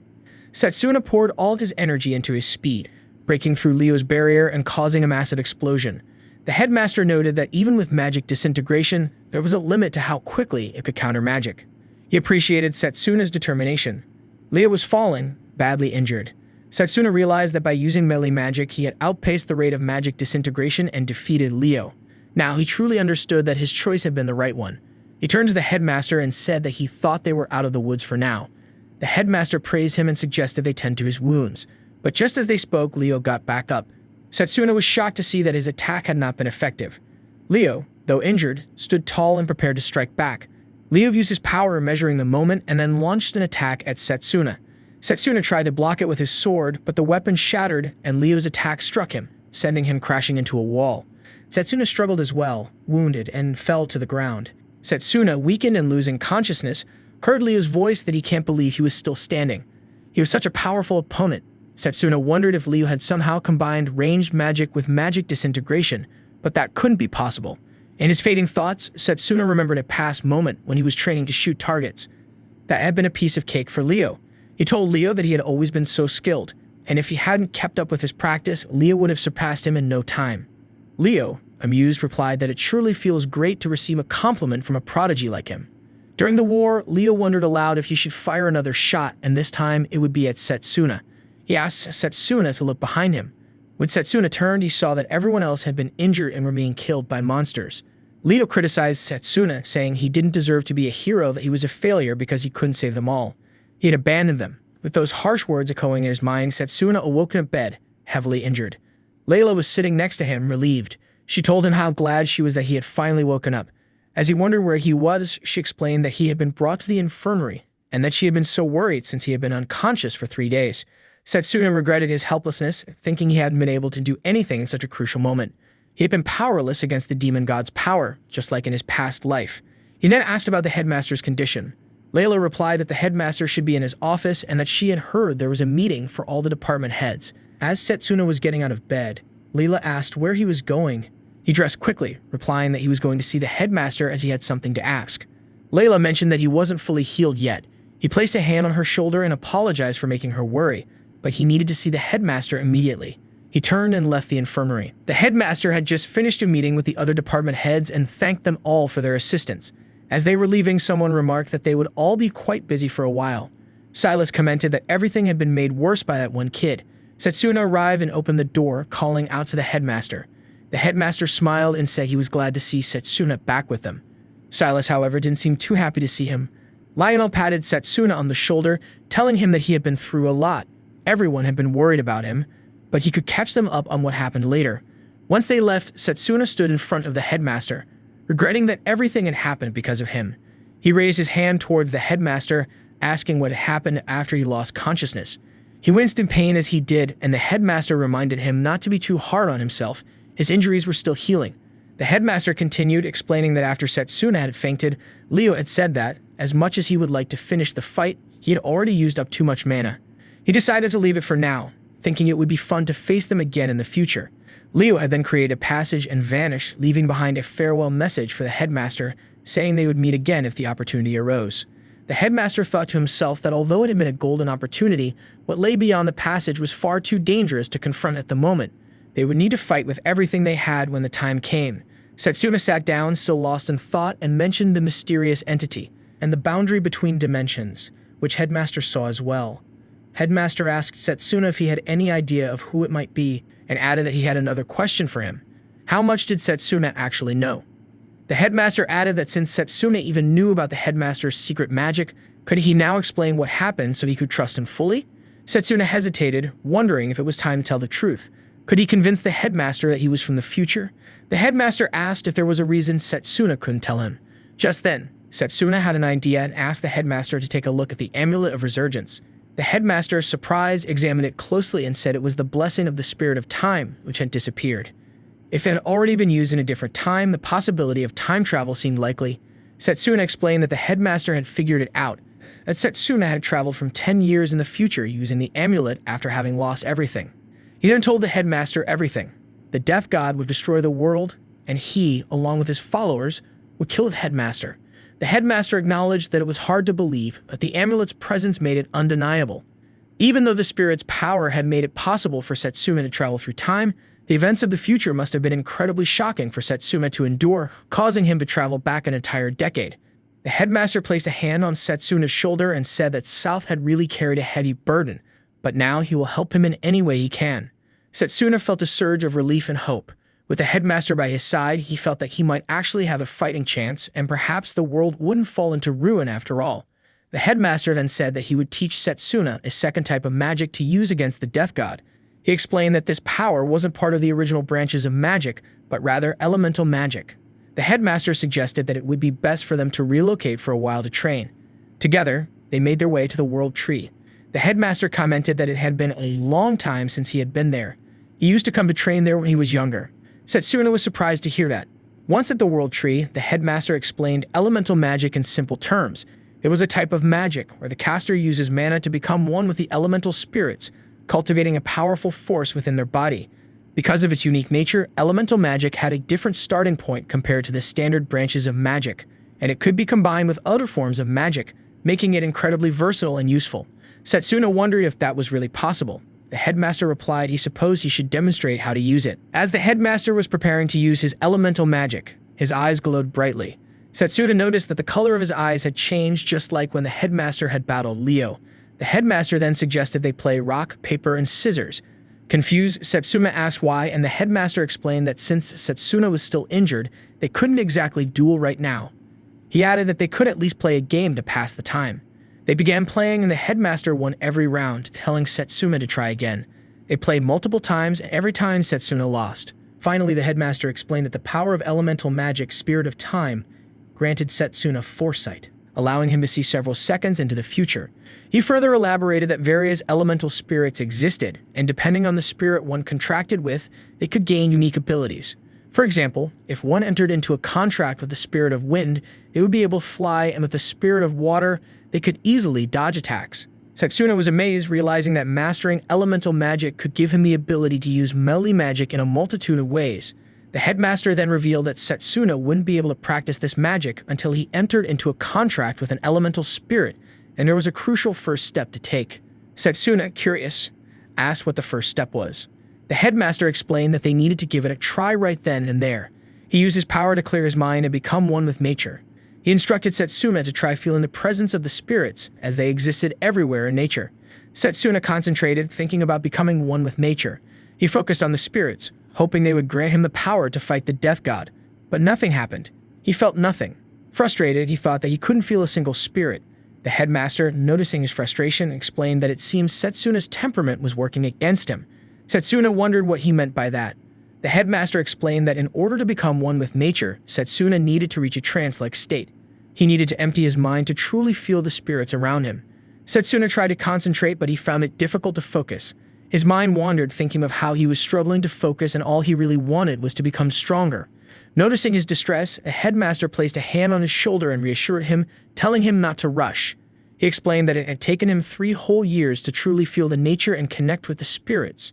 Setsuna, realizing that the god would make his appearance in 5 years, said they didn't have that much time. The headmaster, still patient, asked what Setsuna meant. Setsuna replied that there was no time to lose. The apostles of the death god could appear at any time, and there was no telling when. The headmaster was surprised by the mention of apostles, so Setsuna explained that, like the death god, they came from a different world and possessed special powers that were different from magic. He added that Leo was undoubtedly one of them. Setsuna recalled that before traveling back in time, he had only managed to fight one apostle. That opponent had been extremely powerful, and even with everything he had, Setsuna had barely managed to defeat them using ranged magic. The headmaster nodded and mentioned that, according to the records of the Silverlock family, there were supposed to be 12 apostles in total. Setsuna acknowledged this, realizing that there were surely others like Leo who wished to bring ruin and destruction to their world. Understanding Setsuna's concern, the headmaster reassured him that there was no need to be so impatient. Fear and anxiety could sometimes invite disaster, and rushing things recklessly could be dangerous. Instead, he proposed a solution: join training in the dungeon. He believed it would be an excellent opportunity for Setsuna to gain valuable insights and strengthen himself. Setsuna was curious about this joint training and asked for more details. The headmaster told him that Lionel would explain everything in detail. The training would be a chance for Setsuna to push beyond his limits, grow stronger, and improve further. However, he also warned that it wouldn't be easy and advised Setsuna to get enough rest before it began. Leo was released into a dimly lit place that resembled a castle. He apologized for being late and took a step forward. Zagan, the 10th apostle, remarked that Leo had some nerve to make them like it and wondered if Leo was still stuck in his old ways. Puka, the 9th apostle, walked upside down on the ceiling and mentioned that he had heard Leo had messed with the wrong student. He wondered how Leo had managed to get into so much trouble, especially after Bagachi had run away after Leo bested him. Puka asked how Leo planned to clean up his mess.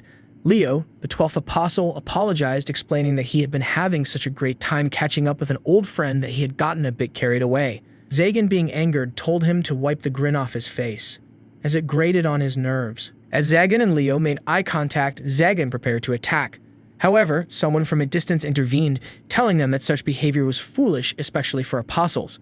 The man reminded them that they should refrain from any actions that could hinder their god's ambitions, and they surely knew better than that. The man was Satanaksha, the 2nd apostle. He applied pressure to both of them with his power and asked if they had anything further to say. Zagan stopped and, pointing at Leo, asked if Satanaksha planned to deal with the boy who hadn't even managed to finish what he started. He suggested that if it was necessary, he would go and kill the boy himself. Puka, amused, said that if they wanted an assassination, they should leave it to him. He claimed that if he did it, it would be quite a spectacle. Satanaksha responded that it wouldn't be necessary as he had already dealt with it. He added that the person he had asked to handle the situation would take care of it in the end. A few days after the intermediate contest, the scene shifted to a classroom where Setsuna sat with other students at their desks. Layla approached him and asked if he was sure he was fine to attend class. He nodded, explaining that he only had to sit and listen, which wasn't too taxing. Layla pointed out that it had only been a few days since the final match ended, and yet he had gotten himself injured again. She wondered if something was troubling him lately. Setsuna reminded of his conversation with the headmaster, who had said that announcing the existence of the death god and his apostles would be premature at this point. The headmaster had decided to trust a few instructors with this information and would assign them the task of guarding the academy and finding Leo. He also suggested that Setsuna's elemental magic training should be put on hold for the time being. He stopped, pausing to apologize to Layla for asking her to make a herbal remedy for him, but assured her he was fine. He thought to himself that he needed to recover quickly so that he could restart his training. Clenching his fists, he resolved to get better as soon as possible. Layla sat next to him. Lionel approached the board and announced that it seemed everyone was present now. He then spoke about the upcoming interdepartmental joint training. The students wondered what it was about, and Lionel explained that the training would be a collaboration between departments. If the intramural contest had been an opportunity to observe and learn different combat techniques, this training would focus on forming teams with students from various departments to discover and further improve their own abilities. Setsuna thought that with students from other departments involved, the goal was to foster collaboration between them. Lionel then directed the students to the projector, where an image of a one-star underground dungeon appeared. He explained that this dungeon was a replica of the kind they might encounter in real life. Given the risks involved, participants would be selected on a voluntary basis. The training would begin in a week, so they were advised to conserve their strength until then. Setsuna thought about the joint training the headmaster had spoken of, realizing he needed to recover and be in peak condition by then. Later that evening, after class had ended, Setsuna and Layla walked together. She asked him if he wanted to go to dinner, reminding him that he needed to eat a lot to regain his strength for the upcoming training. He wondered what they should have. Other students recognized him as the winner of the intramural contest and as an extremely powerful melee mage. One girl, blushing, told another that she had a huge crush on him ever since the final match. Layla told Setsuna that everyone seemed interested in him now, especially when it wasn't too long ago that they had called him a loser. She agreed with her words, stepping in front of him. 3 boys, one with yellow hair and the other 2 with red hair, walked up to Setsuna. The yellow-haired boys pointed at Setsuna, acknowledging his achievement as the winner of the year's contest. Setsuna asked who the boy was. The red-haired boy introduced the yellow-haired one as Carl, the head of a noble salon. They had heard that Setsuna would be joining the Mage army immediately after graduation. Carl invited Setsuna to his salon and told him to consider it a great honor. Setsuna wondered what the salon was. Carl revealed that it was a social club for mages of noble lineage and certainly not a place for someone like him, a melee mage. However, he would grant Setsuna special permission to join them. Carl believed that having the winner of the intramural contest as a member would surely raise the profile of the salon. The girls at a distance grew excited upon hearing that Setsuna was being recruited into the noble salon. Carl, with a smug expression, told Setsuna that an elite mage like him should be careful about who he associates with. He pointed toward Layla and remarked that if Setsuna spent time with plebs like her, it could hurt his status. Setsuna, however, rejected Carl's offer, leaving the 3 boys shocked. He turned to leave, wondering if one's background was truly so important. He then asked Layla, "Let's go." Carl was enraged by this, and one of the boys remarked that it wasn't something Carl should say to the contest winner. Carl, seething, took out a chain and with fury in his eyes demanded to know how Setsuna dared to insult the nobles. He was about to attack with a blade forged into the chain and rushed towards Setsuna. Setsuna calmly turned his head and saw Layla stepping forward. She stopped Carl, saying that dueling without permission was against the Academy's rules. She then clearly stated that if anyone was being rude here, it was Carl. Carl's attack was halted and he seethed in anger, questioning how a commoner like Layla had the nerve to stop him. The other two boys looked to Carl, concerned if he was all right. Carl reluctantly withdrew his hand from Layla, and the three of them left, with Carl vowing to tell his father about the incident. Layla smiled at Setsuna, and he thought to himself that she was growing as well. Just then, someone else called out to him. He wondered who it could be now. It turned out to be Carol, who waved her hand toward him. He mentioned that he was glad to see her getting better. Carol smiled and replied that it's all thanks to him, that's why she wanted to thank him properly. So she asked him to come to her room for a bit, and she even gets blushed a bit. Layla wondered what was going on. The scene shifted to Carol's room, where Carol welcomed Setsuna, Drago, and Layla, telling them that she was cooking a meal to thank them for saving her life, and that it would take a little while to finish. Setsuna, still feeling uneasy, insisted that she didn't mean to do that. Carol reassured him that it was nothing, and if he would wait, the meal would be ready soon. Layla offered to help Carol, pointing out that it would be a lot of work for one person. Carol thanked her for the offer. Layla thought that Carol had only invited Setsuna for the meal, but she couldn't help but imagine something a lot less innocent.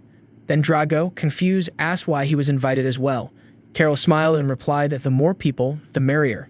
Carol and Layla headed to the kitchen, where Layla remarked that she had never seen anything like it before.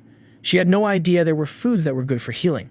Carol explained that those were known as recovery foods. Setsuna, looking around the room, thought to himself about what the headmaster had said. Carol had virtually no memories related to Leo, and it could be temporary amnesia due to the shock. But Leo might have been able to enter her memories. While they were thankful that she was okay, Setsuna couldn't shake the feeling that someone might come after her again. Drago asked what Setsuna was thinking so intently about. He noticed that Setsuna sometimes took himself too seriously and suggested he try to relax a bit. Setsuna thought about it, but just then, a loud noise came from the kitchen, sounding almost like an explosion. He anxiously wondered if Carol and Layla were training inside. Drago was surprised as well. Carol then called Drago into the kitchen to help. When he entered, she handed him a tight apron, making him wonder if he really had to wear it. She apologized, explaining that the only apron she had was one meant for maids. They continued making the meal together, and soon it was ready to be served. As Setsuna was about to sit to eat, when Leela mentioned that they had gotten a little carried away and made too much food. Setsuna smiled, saying it all looked great, and since they had worked so hard to cook it for him, he would finish it all. He took a bite, thinking that if he boosted his physical strength by eating well, he could eat as much as he wanted without getting sick. As he kept eating, Layla came over and asked if he wasn't forcing himself to eat. He smiled and reassured her, saying it was all good. He then asked who had made the egg soup, as it had such an amazing umami flavor. Drago, grinning, responded that it seemed like Setsuna enjoyed the food he made and there was still plenty left, so he should just eat up. Setsuna did ask for another bowl. Carol was shocked that her cooking had lost to Drago's cooking. They all continued enjoying the meal, and Setsuna thought it was nice to spend time like this with everyone. It reminded him of the days before he traveled back in time, when he and his friends spent every day together, peacefully and happily. Vidrak had been the one to take that peace away from them, but Setsuna vowed that it wouldn't happen again. He wouldn't lose to Vidrak or anyone else again. The scene shifted to 2 weeks later, on the day of the dungeon joint training. A large number of students were gathered in front of the dungeon gate, chatting excitedly. Drago and Setsuna were among them, and Drago remarked that Setsuna seemed healthier that day. Setsuna replied that he felt great and was a lot better, all thanks to the recovery food Drago had made. He truly appreciated it. Drago assured him that it was no problem, saying it was the least he could do for a friend. He added that the recovery food only worked if they ate it regularly. Setsuna thought to himself that the dungeon training should be a breeze with Drago on his team. He could fully trust and rely on him. Then a boy and a girl approached. The boy asked if Setsuna and Drago had been on the team for long. Drago replied that the seniors had finally arrived. The boy introduced himself as Myfune, a third-year student in the Formation Magic department. He said they would be on the same team for the training. The girl, who had been covering her head, then removed the hood to introduce herself as Yuzuha, and mentioned that she was looking forward to working with them. Drago introduced himself from the Melee Magic department, and Setsuna introduced himself as well. Myfune patted both of them on the shoulder, asking if Setsuna was the winner of this year's intramural contest. He smiled and said it was safe to say they were in good hands, and he was counting on them. As Myfune walked a bit farther, Drago turned to Setsuna and said that Myfune seemed more excited than he expected. Yuzuva added that it was nice to put their juniors at ease like that. Myfune wondered aloud if she thought that way, and he hoped they would appreciate it because he would be going easy on them from that point on. At that moment, the instructor spoke up, saying it seemed that all the students had arrived and that the interdepartmental training would begin. He introduced himself as Giovanni, the instructor for the session, and also the instructor of the Formation Magic Department. He explained that as everyone was aware, the Formation and Melee departments would be participating together in the training, and today they would be entering the demonic ruins. It was a 1-star class dungeon inhabited by ancient monsters and under creatures, and the students would need to work together to defeat the monsters. Giovanni summoned a bracelet, showing it to the group. He explained that it was time for them to contribute, as their achievements would be recorded in the bracelet's memory. They would earn points whenever they defeated a creature or collected treasures. The team with the highest score would receive a medal from the academy, and if an individual's score exceeded 100 points, they would earn the chance to participate in the Royal Mage Army's field training. The mention of the Royal Mage Army reminded Setsuna of the past, where a group of the kingdom's most powerful mages resided. He had met many comrades in that army. If he were to participate in the field training, he would surely be able to see them all again. Giovanni continued distributing the bracelets to each participant. He reminded them to stay within the areas that were not too dangerous. If they didn't heed his advice, they could encounter monsters far too powerful for them. He also warned them to be especially cautious and not to descend to the lowest level of the dungeon. In case of an emergency, they were to channel their mana into the bracelet, which would activate a teleportation spell to bring them back outside. Setsuna had already decided he would aim for 100 points, but then he paused. He and Drago both coincidentally mentioned aiming for 200 points. They exchanged a look, and Drago said that today they could finally attempt it. Setsuna agreed, saying that Drago was right. Giovanni asked if everyone was ready, and then finally they all started heading inside. Setsuna and Drago, however, rushed ahead as the joint training began. Setsuna, running alongside Drago, thought they had reached the demonic ruins, and a 1-star class dungeon and an underground structure built by an ancient civilization, complete with traps and treasure chests still in place. The monsters inhabiting the area would no doubt attack them on sight. Setsuna remarked that even with access to teleportation magic, he had a feeling the training wouldn't be easy for them. Drago suggested looking ahead, as a path had opened before them. They were astonished to find an incredible castle-like structure and marveled at the vast underground space. Setsuna touched an area, wondering if it was part of an ancient plant. It seemed that an ecosystem had developed within the ruins. They recalled the headmaster's words that the training would give them a chance to become one with nature, offering great rewards and valuable insights into elemental magic. He intended to make the most of this opportunity. Other students had arrived as well, and Mifune wondered what the hurry was. Yuzuko pointed out something ahead, and the other students were chattering around them. A group then headed down a path, with the man warning that the other paths were all traps. Mifune remarked that those 4 were fools. In this type of training, they were supposed to take the more difficult path. He then pointed to a different path, saying they should head there. Setsuna thought Mifune wasn't wrong, since their ultimate goal was to accumulate points.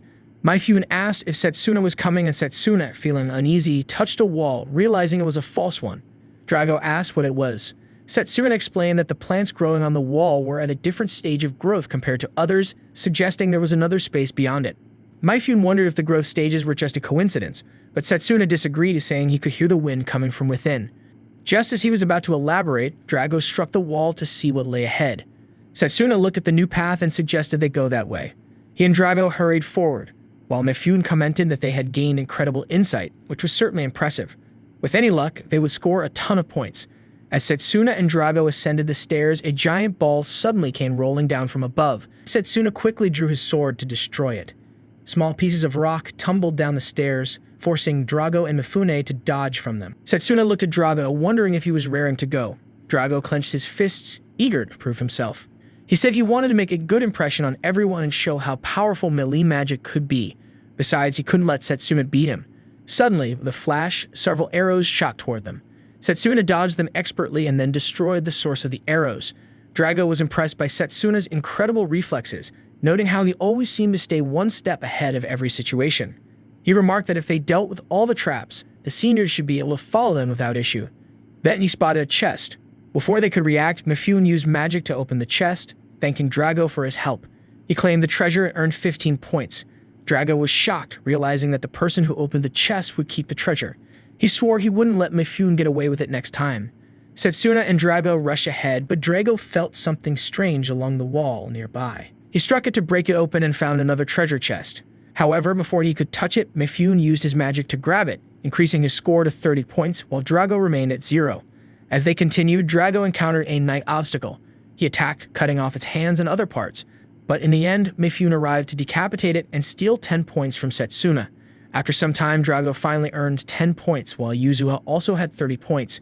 Mifune, however, had stolen more points from Drago, bringing his total to 55, which left Drago furious.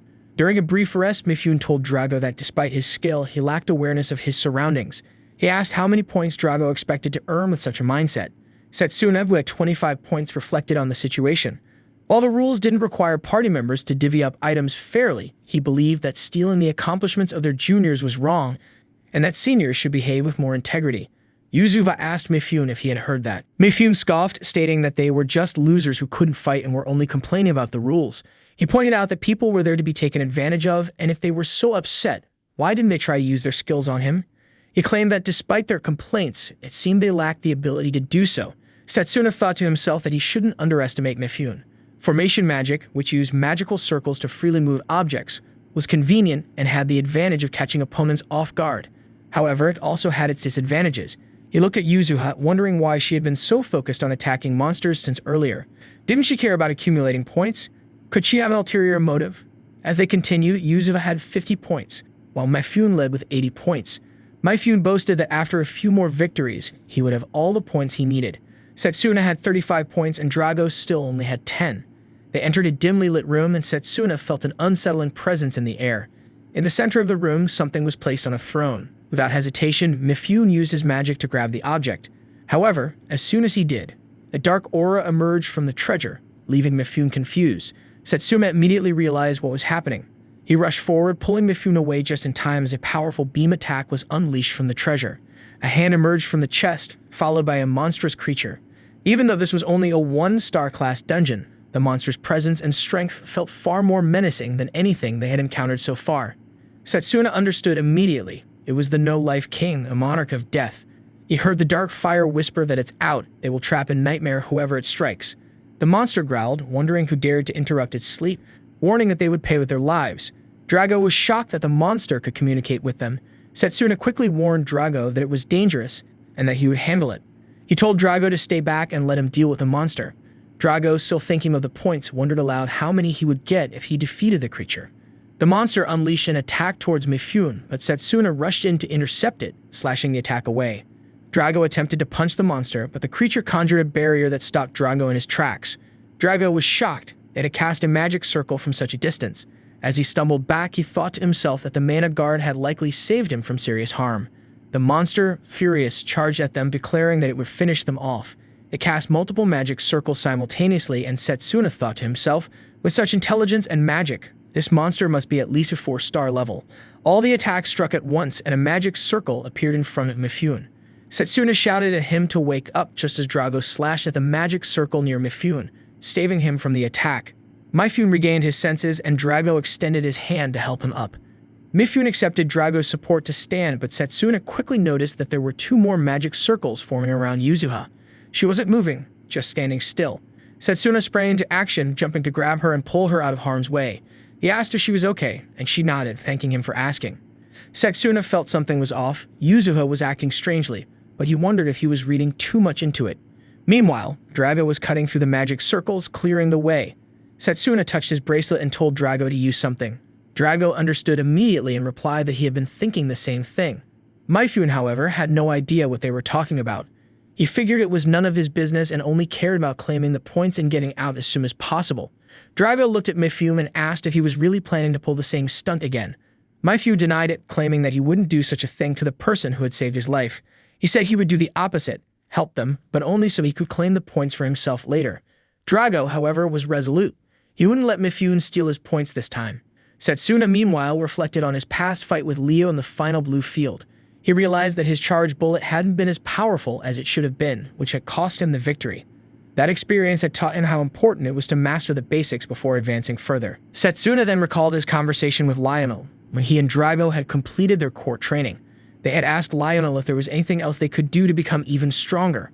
Lionel sighed as if he had no choice but to tell them, and mentioned that it was about time they used something he had been holding onto, magically weighted bands. He explained that by wearing these bands during training, they would build even greater strength. Once they took them off, their physical abilities would increase significantly. However, he specifically warned Setsuna not to overexert himself as he had not fully recovered. He emphasized that this was an old-school, brute force training method, so they needed to use it wisely. Setsuna and Drago had thanked him for the advice, and now in the heat of battle, Setsuna knew it was time to remove the bands they had been wearing since that day. Both he and Drago threw them away. Myfune watched in disbelief. They'd been wearing those things this whole time?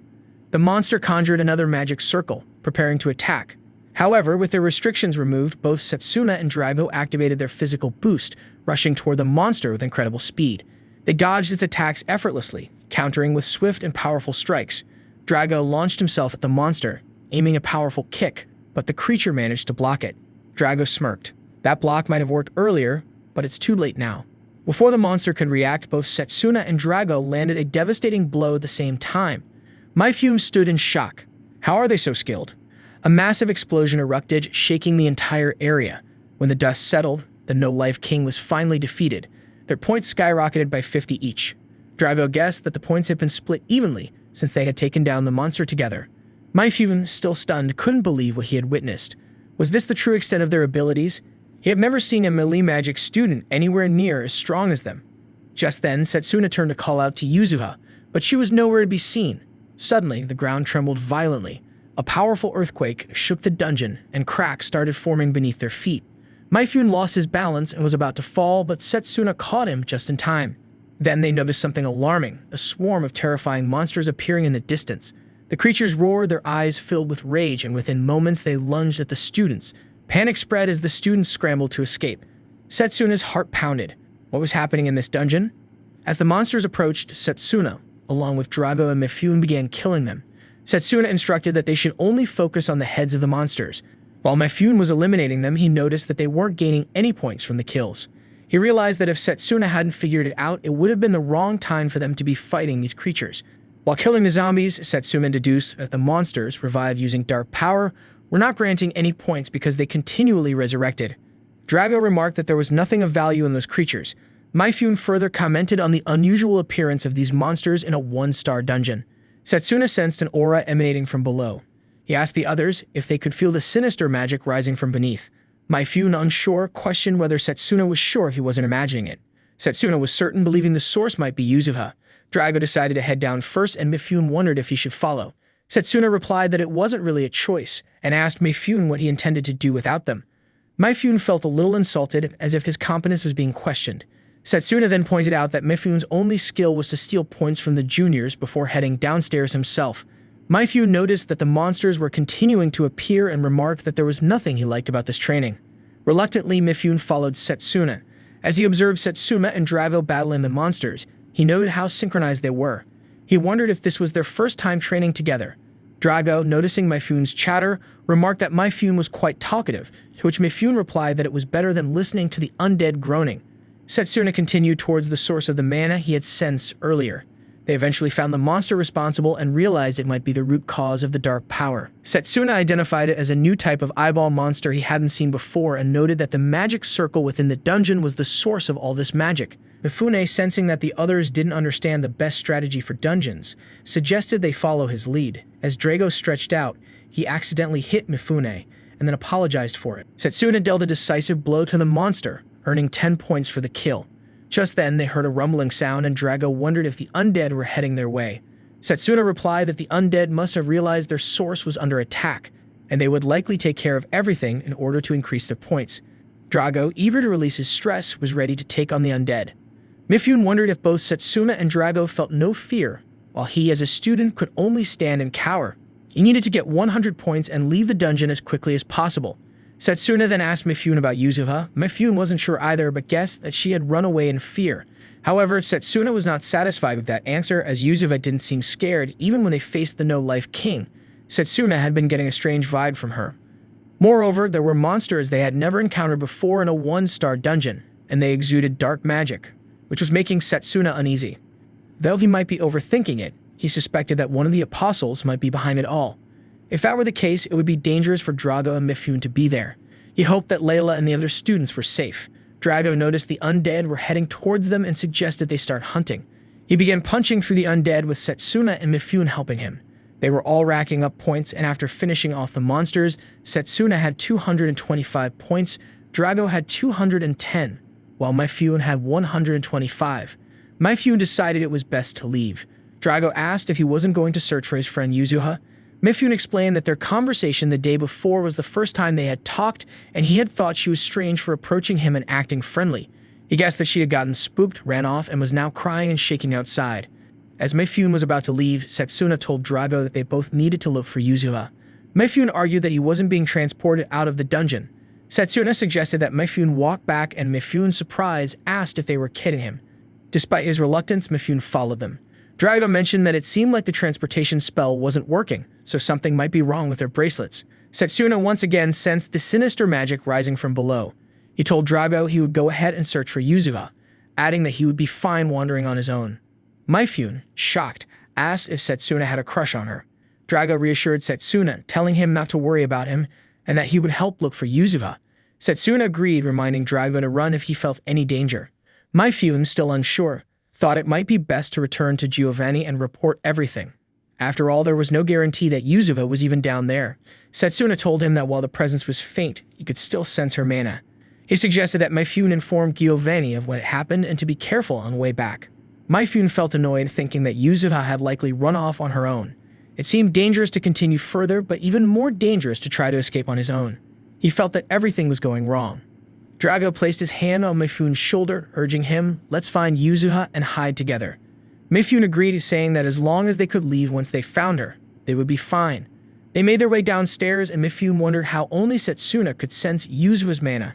Setsuna replied that it was because he had practiced sensing mana. Suddenly, Drago stopped, feeling a chill in the air as if there was hardly any oxygen left. They paused and listened carefully, hearing a sound. Setsuna pointed in the direction the sound had come from. Drago moved ahead, mentioning that someone was there. Mifune wondered aloud if it was Yuzuha.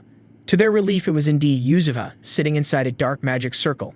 Half of her body was being absorbed into the circle, and she was pleading for help. Mifune closed his eyes, wondering what had happened to Yuzuha.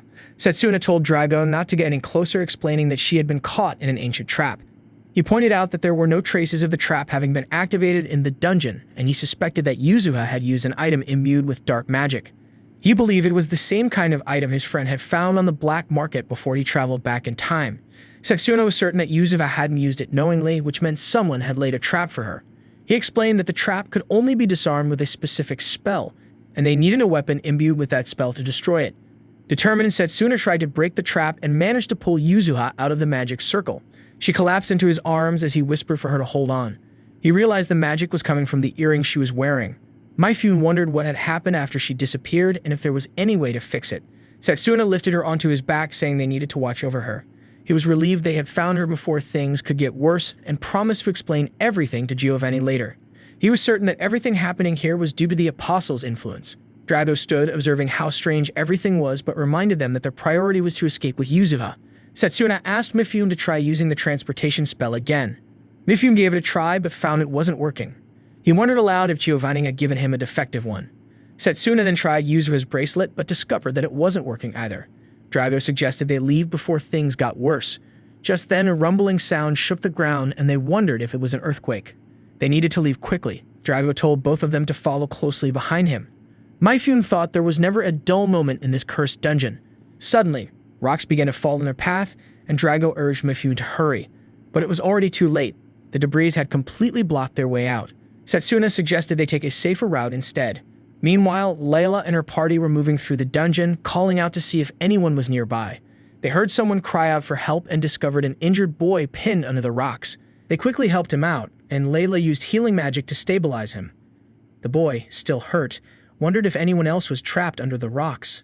The injured boy told them there was one more person behind the debris.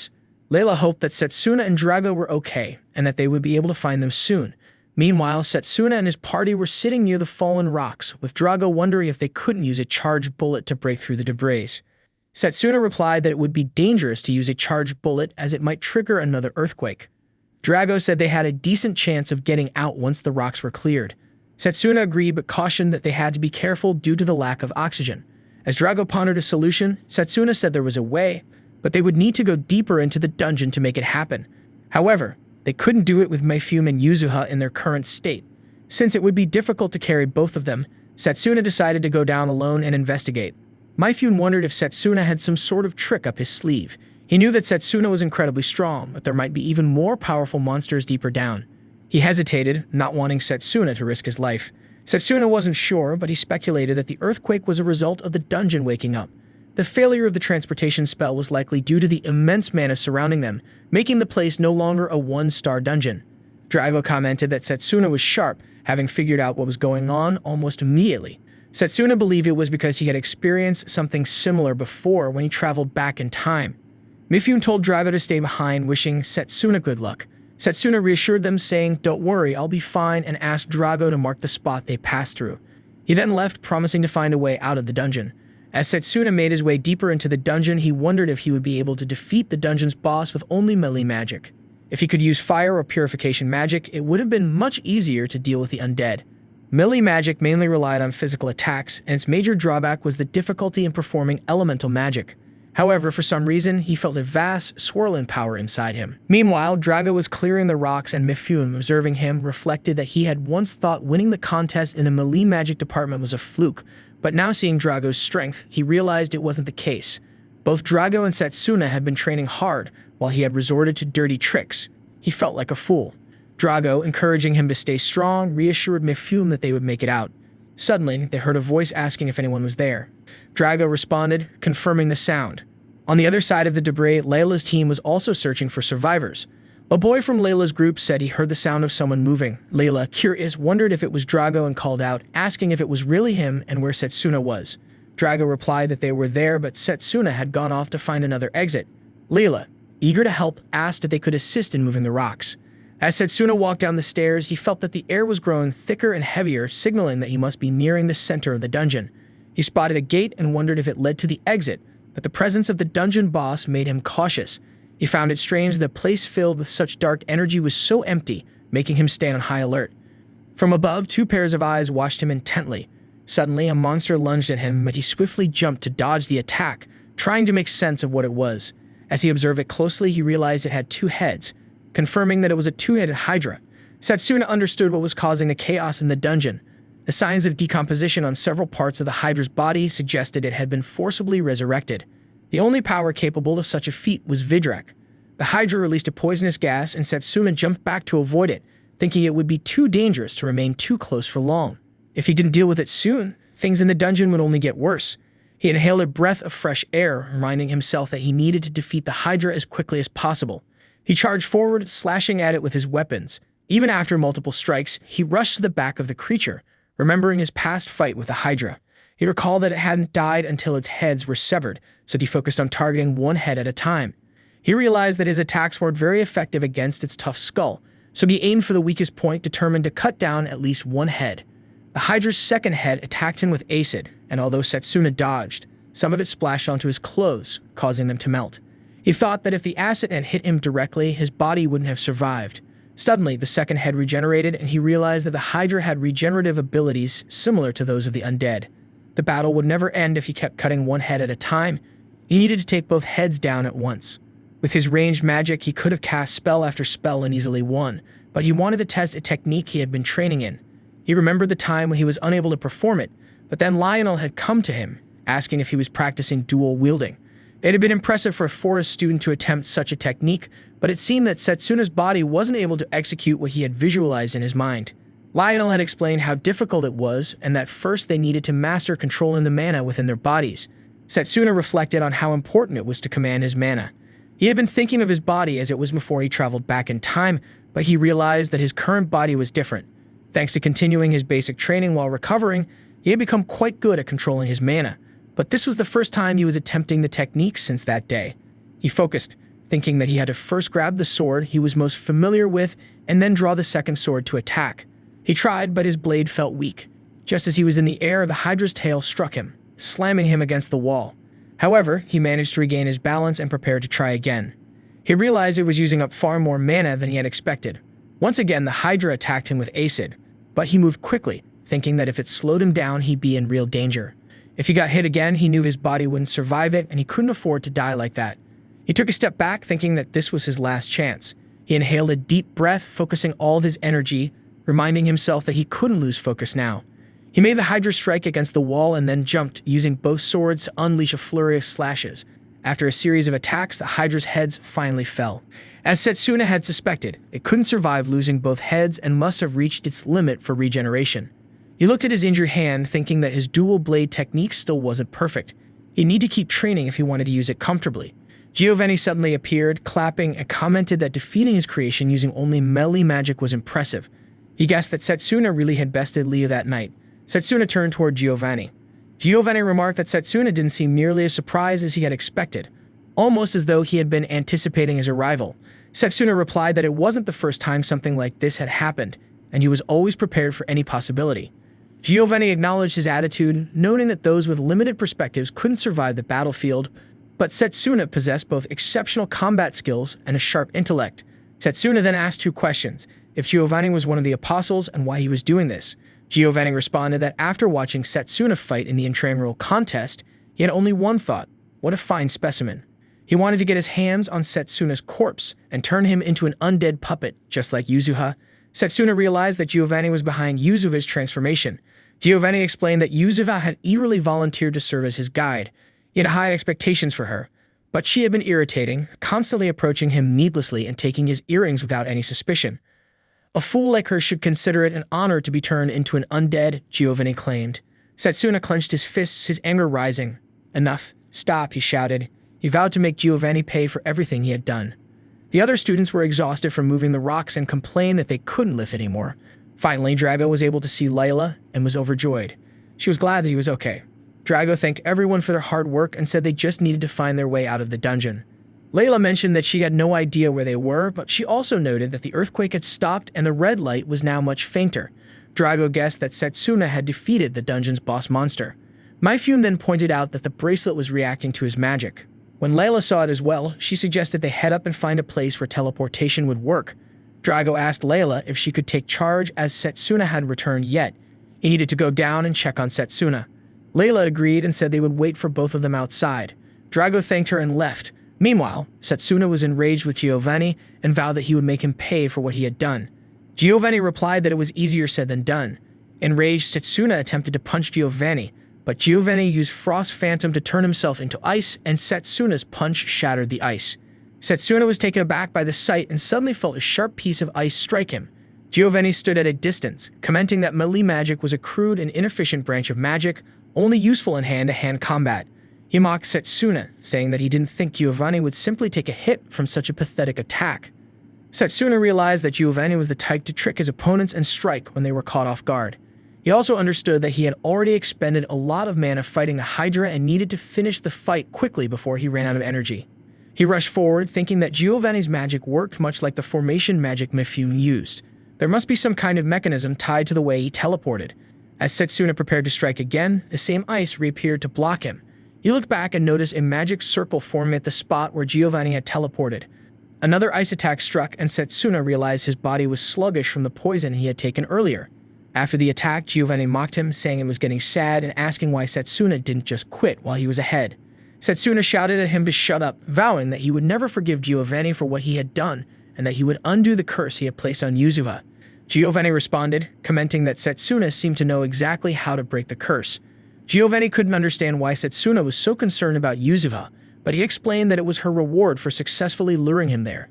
He added that if Setsuna still wanted to undo the curse despite that, he had a suggestion. Giovanni grabbed Setsuna's hair and pulled it, telling him to simply pledge his loyalty to Giovanni. Setsuna, enraged, refused and slashed at Giovanni once more. However, Giovanni appeared a little farther away and Setsuna rushed forward to attack him. Giovanni realized that Setsuna had figured out his magic. Setsuna's strike severed Giovanni's arms, but Giovanni remained calm, commenting that Setsuna was a quick learner. He regenerated his arms and stated that he must add Setsuna to his undead collection, though it seemed there was still much he needed to teach him. Setsuna then realized that Giovanni was also undead. Giovanni confirmed this, explaining that he was on the verge of death when Vidrak appeared and granted him the power of immortality. Giovanni was reborn as Vidrak's ultimate masterpiece. He regarded humans as feeble creatures who aged and crumbled to dust far too easily, which he found pitiful. Giovanni believed it was his mission to present them with true happiness by giving those who deserved it an immortal body. He taunted Setsuna, saying that since he no longer had the strength to fight, he might as well surrender. Setsuna felt weak and his head grew fuzzy. He knew he had to find a way to defeat Giovanni. Just as he felt his strength waning, he sensed someone's presence. Someone was coming. Giovanni began to chant dark magic beneath Setsuna, telling him that he was speechless. Finally, Setsuna realized the situation he was in. Giovanni was about to start the ritual. But just as Giovanni began his chant, Drago appeared, throwing a stone at Giovanni from a distance. Seizing the opportunity, Setsuna punched Giovanni. The same ice magic appeared, but this time Setsuna felt things starting to work in his favor. He quickly jumped away from the magic circle just as a sharp piece of ice shot toward him. Drago asked if Setsuna was okay. Setsuna replied that Drago was like his lifesaver. Drago noticed Setsuna's injuries, but Setsuna assured him that he was fine and could still fight. He then asked about Mifune and Yuzuva. Drago explained that everyone was heading up out of the dungeon and that Layla and the other teams had met them at the upper levels of the dungeon. Setsuna thought that if it was Layla, then he was sure they would be fine. Giovanni, on the other hand, wondered who dared to interrupt his ritual, clearly not expecting Drago. Drago asked if Giovanni was the one behind everything. Setsuna confirmed, telling Drago that Giovanni was responsible for everything happening in the dungeon and that they needed to stop his rampage immediately. Drago furiously remarked that it was unforgivable for Giovanni to have been posing as an instructor all this time.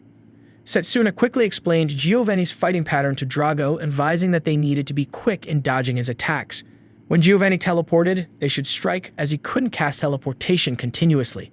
Drago needed to attack first, and Setsuna would follow the same pattern and finish Giovanni off. Setsuna noted that Giovanni's ability had slowed significantly, so one more attack should be enough. Drago agreed to give it a try. Giovanni cursed the interruption and called them irritating fools. As Drago attacked, ice magic shattered and Giovanni appeared at his teleportation spot. He warned them not to underestimate his magic, boasting that he could also cast frostbite.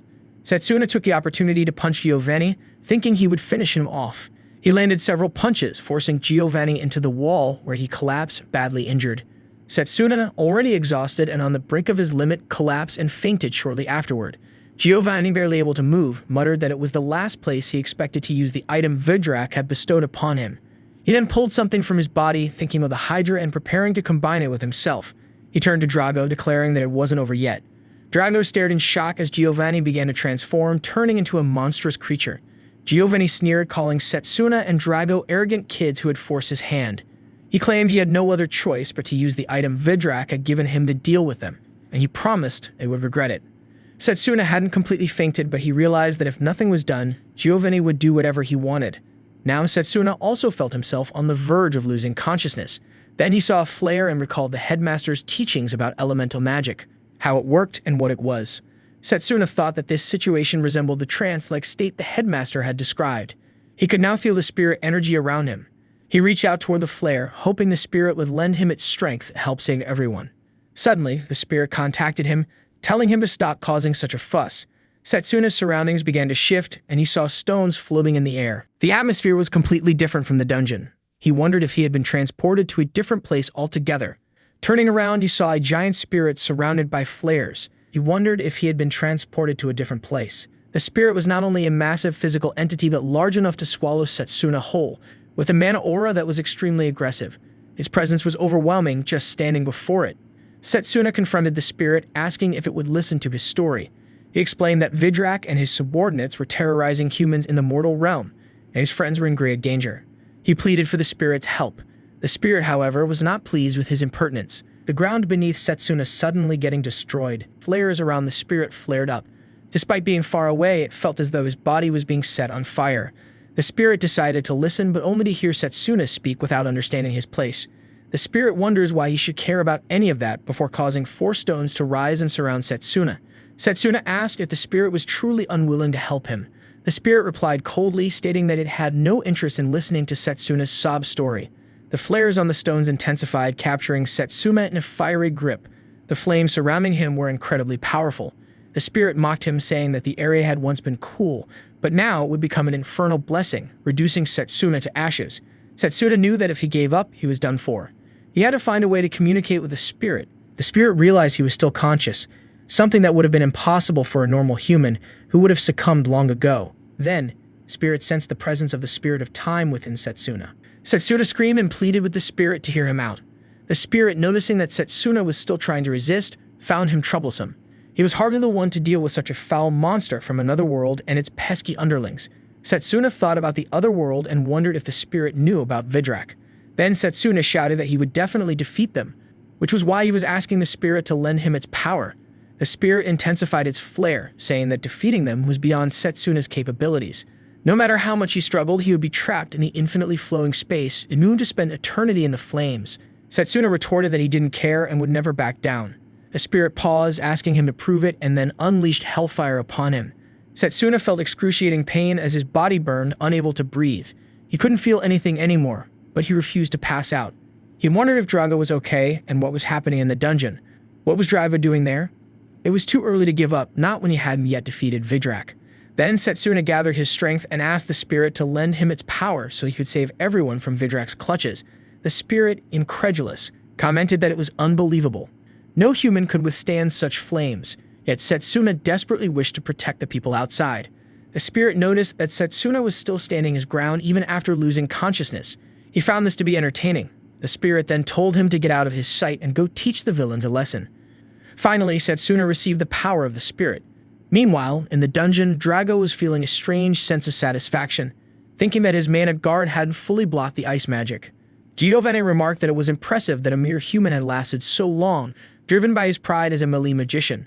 However, Drago's struggles were futile, and Giovanni smirked as he grabbed Drago by the collar. Drago felt his senses dulling from the earlier attack. Giovanni declared that he would finish Drago off in one blow, along with the friends he was trying to save. He would cut them both into pieces. He then hurled Drago into the wall. Drago realized he couldn't use Mana Guard anymore and had no other techniques left to defend against Giovanni's attack.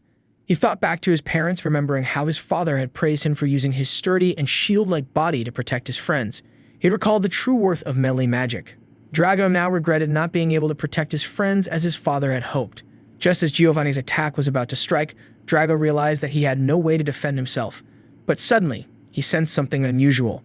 Giovanni, surprised, remarked that he didn't expect Drago to last this long, wondering if he had overexerted himself. Giovanni looked around, realizing Drago wasn't there anymore. Then he saw Setsuna standing with flares around him. Drago, sensing the warmth nearby, wondered if that was Setsuna. Giovanni was shocked to see Setsuna's new form and was stunned when he suddenly disappeared. In an instant, Setsuna struck him with a powerful punch, sending Giovanni crashing into the wall. Giovanni wondered how a close combat mage could possibly use elemental magic. He also noticed that his recovery speed was slowing down and the flames surrounding Setsuna were unlike any he had ever seen. Then Giovanni saw another crest on Setsuna's body. This meant that Setsuna had two different magical lines, which should have been impossible. Giovanni was beginning to question whether he was truly afraid of Setsuna. He shouted that it was impossible, and then launched an attack, declaring that he was undead, someone who had overcome death. He unleashed a vortex of poison, believing that no living being could survive it. But Setsuna moved effortlessly, evading the poison and pushing it away simply by releasing his mana. Giovanni was shocked and wondered where Setsuna had gained such power.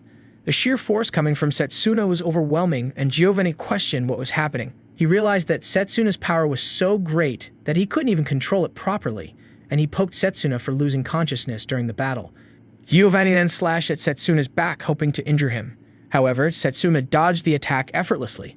Giovanni was left stunned, wondering how Setsuna had managed to do that.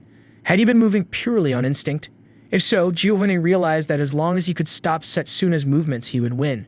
Giovanni then landed a direct hit on Setsuna, telling him that now he wouldn't be able to move anymore. He acknowledged that Setsuna's power was worth noting, but ultimately, he was just a human in a battlefield full of dragons. Giovanni vowed to sever his head, declaring that being undead was far better than being human. Just then, Layla arrived to stop him. She apologized for being late and declared that she wouldn't let Giovanni hurt Setsuna anymore.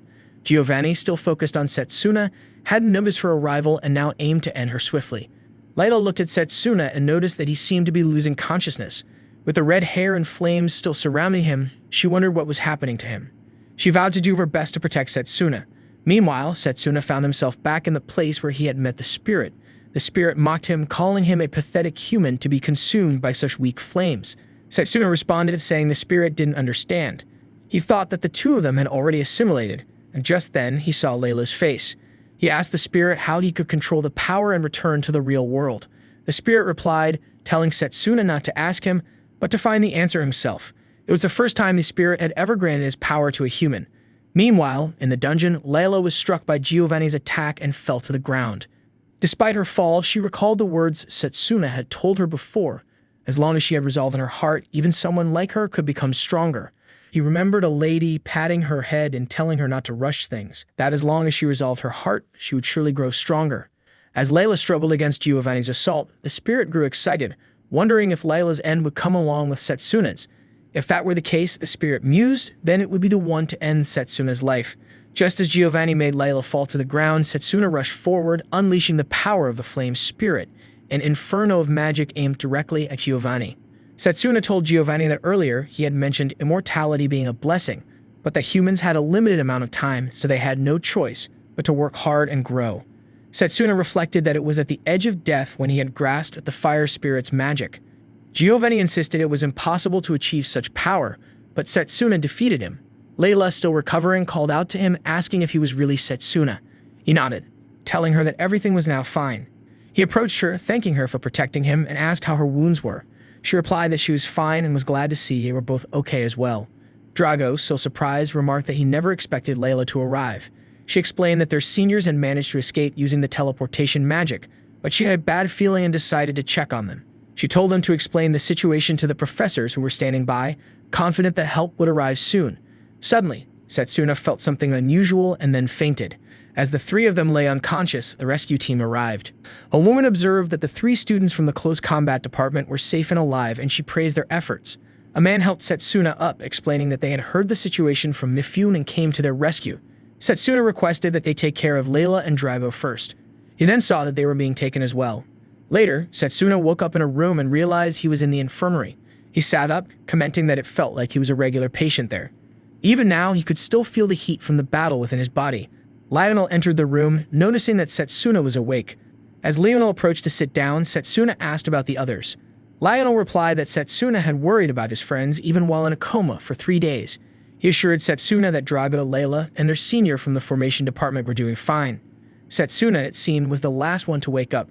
Lionel explained that he had heard Setsuna fought against a powerful enemy, and the after effects of the incident had been resolved by the principal's orders.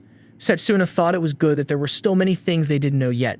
Lionel then apologized for the incident he had heard about from the principal involving Leo. He mentioned that there were others like him, dangerous individuals, and that an internal investigation had been ordered. However, the investigation had been delayed because of the recent events, and they had failed to notice Giovanni's ambition. Lionel expressed his regret that the students had been put in danger twice and promised that such an incident would never happen again. As Lionel lowered his head in apology, Setsuna told him to raise it. He was about to say something when a sharp pain suddenly surged through his body. Lionel supported him, explaining that the pain was due to the after effects of using his mana beyond his limit. However, his wounds had already been healed with healing magic, so there was no need to worry. Lionel added that it was probably thanks to the person who had rushed in to treat Setsuna. Setsuna wondered who that person might be. Just then, someone knocked on the door. Lionel said the person had arrived on their own. The door opened and in walked Professor Zachary, holding peeled apples for Setsuna to eat. Lionel playfully hit Zachary on the back, telling him not to say anything and that he had something he wanted to say to Setsuna. Zachary, looking serious, apologized for how he had treated Setsuna during the orientation test. He explained that he had considered the close combat department to be the weakest, and despite that, the most irritating part had been seeing someone like Setsuna there. Zachary revealed that he had once been an honor student at the academy, but after realizing that his only path was close combat magic, his family and friends had abandoned him. Hearing about Setsuna's choice, despite being suited for any magic path, angered Zachary. He couldn't understand why someone like Setsuna would choose close combat magic over any other path. However, Zachary's perspective changed after hearing a report. Setsuna's team had scored the highest in the joint training, and Setsuna had also recorded the highest score ever in the Close Combat Academy. Because of that achievement, the joint training with the Kingdom's Magus Battalion was cancelled. But Zachary was more pleased by how Setsuna had proven that even the Close Combat Department could perform at such a high level. He extended his hand towards Setsuna, thanking him for the demonstration. Setsuna thought to himself that Zachary was now a completely different person. He wondered if that was because his first impression of Zachary had been so bad. Setsuna then extended his hand for a handshake, saying that he too had to apologize and thank Zachary for saving him. Zachary nodded and said he would see Setsuna in class before leaving. Afterward, Lionel took out a glove, saying that the principal had asked him to give it to Setsuna. He mentioned that it wouldn't be practical for Setsuna to always wear bandages to cover his hand. The glove was designed for the spirit magic crest that Setsuna carried, an ancient magic crest no one had ever seen or heard of before. Setsuna asked if Lionel knew about spirit magic. Lionel revealed that spirit magic was also known as ancient magic. and it triggered the Great Magic War between mages 100 years ago, and everything related to it had been forbidden ever since. Lionel urged Setsuna not to use it in front of others, warning that if the Holy Church found out about it, it would spell disaster for him. Setsuna thought back to what he had learned in history about the forbidden magic used during the Great Magic War 100 years ago. He never expected that the specific magic would be spirit magic. Curiously, he asked Lionel how he knew about it.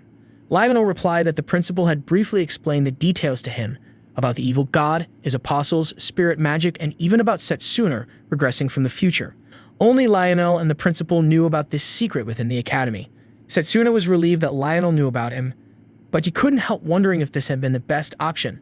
Lionel reassured him, saying he didn't care about what kind of past Setsuna had in his previous life.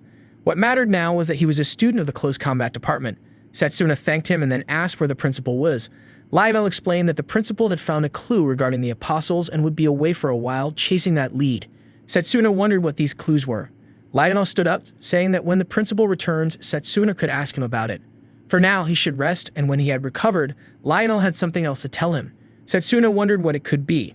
As Lionel left, Setsuna glanced at his hand, thinking about the battle. Hadn't he used the power of the spirit? It couldn't have ended badly for him. He managed to control that power, thanks to Layla, but he wasn't confident he could do it again. He removed the bandages from his palm and looked at the sign on its back, thinking about the tremendous power it represented. A voice suddenly spoke, confirming his thoughts that it really was. Don't think a mere human like him could easily control the power of the spirit. Setsuna wondered if the voice came from the spirit itself, but as he looked around, he saw no one. Suddenly, something appeared under the blanket he was wearing.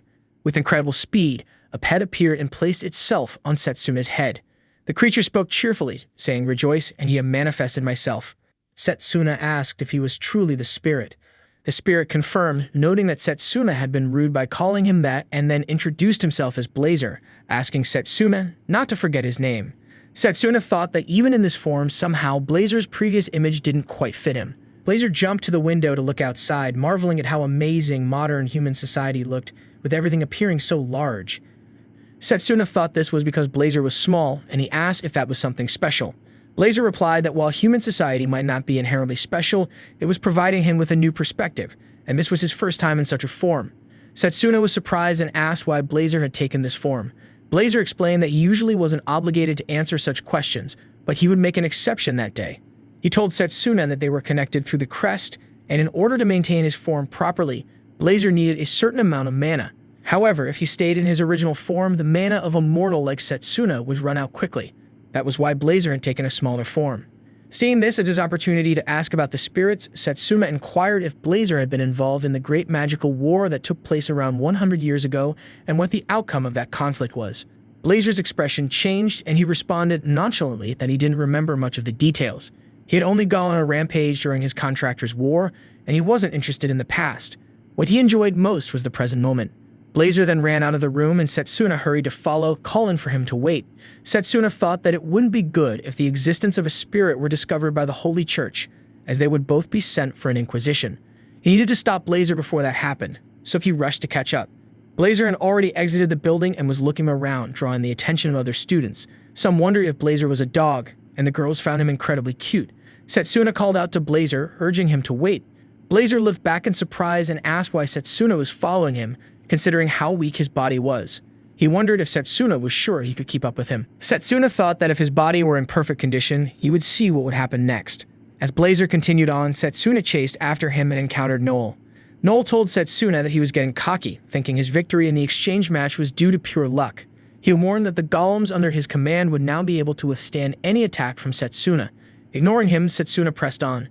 Noel, annoyed by the dismissal, scowled as he watched Setsuna leave. Just then, Carl appeared and, acting all noble, forgave Setsuna for his rudeness earlier. As Carl was going to say about Layla, he saw Setsuna ignore him so brutally to head ahead, causing him to remark that Setsuna was being disrespectful. Setsuna, uninterested, responded that he didn't understand what Carl meant and advised him to just leave it at that. Carl, offended, muttered that Setsuna was acting terribly disrespectful. As Setsuna moved on, Silas watched him from a hidden spot. The evening drew near, and Setsuna gets to a hall, reluctantly accepting defeat at Blazer's hands. MAYUMI, noticing Setsuna's exhaustion, asked what had happened and why he was panting so heavily. One girl, speaking to another, asked if Setsuna was the close combat mage who had trained with MIFUN during the joint training session. The second girl nodded, commenting that Setsuna had reached the top thanks to Mifune's help. Mifune scolded them, telling them not to mock his friend again. After the girls left, Mifune apologized to Setsuna, explaining that the atmosphere had become tense after his high score during the joint training, despite not knowing the full situation. Setsuna admitted that he had never expected to be treated as a friend by Mifune. Mifune responded that everyone was worth being used as a friend in his eyes. Setsuna noted that Mifune's personality was unique, to which Mifune brought up the joint training again, mentioning Yuzuha, who had fallen into a trap. Though her life was not in danger, the after effects still lingered, and it seemed that she had been imprisoned and was currently being interrogated by the professors. Setsuna wondered if they were talking about Giovanni and grew suspicious of him. He then asked if Mifune had seen a small red animal there. Mifune pointed out that it was heading toward the courtyard. Setsuna decided they should leave immediately. In the courtyard, Blazer was playing with some flowers. The students were curious about what kind of animal Blazer was, as they had never seen anything like it before and wondered whose pet it could be. Actar, also watching, wondered if it was a magical beast. Setsuna called out to Blazer, but when Actar saw him, he grew angry. He thought to himself that Setsuna was becoming increasingly annoying, especially after managing to destroy all the evidence of his rigging the fight during the exchange battle.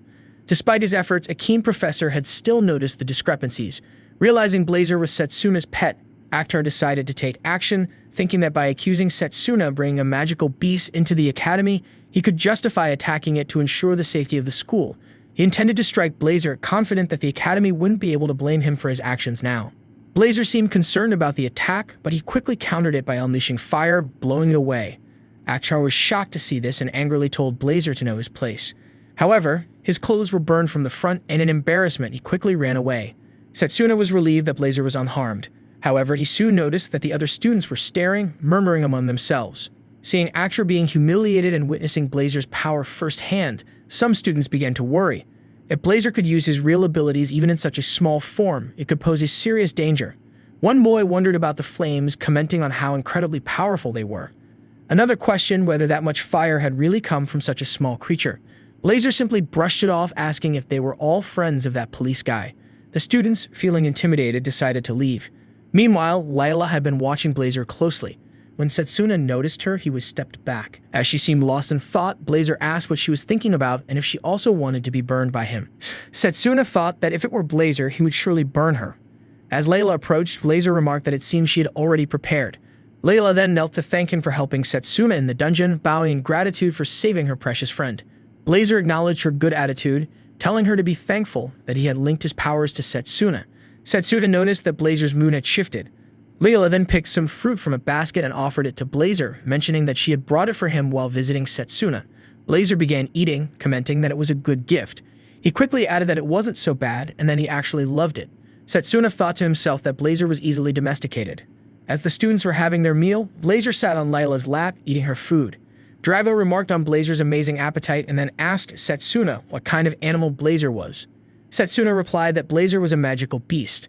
He thought that if he revealed Blazer's true identity as a spirit, the church would take notice, and even if it was Drago, he couldn't involve him in such a matter. For now, Setsuna still needed to stay vigilant, but Blazer didn't seem to pose any immediate threat to the students. Noticing that Blazer had already finished Layla's food, Setsuna passed in his own, thanking Layla. She said nothing, and it seemed that Blazer was simply nervous about being surrounded by so many people. As a girl and a boy walked by, the girl mentioned that Setsuna was the close combat mage who had scored the highest during the joint training.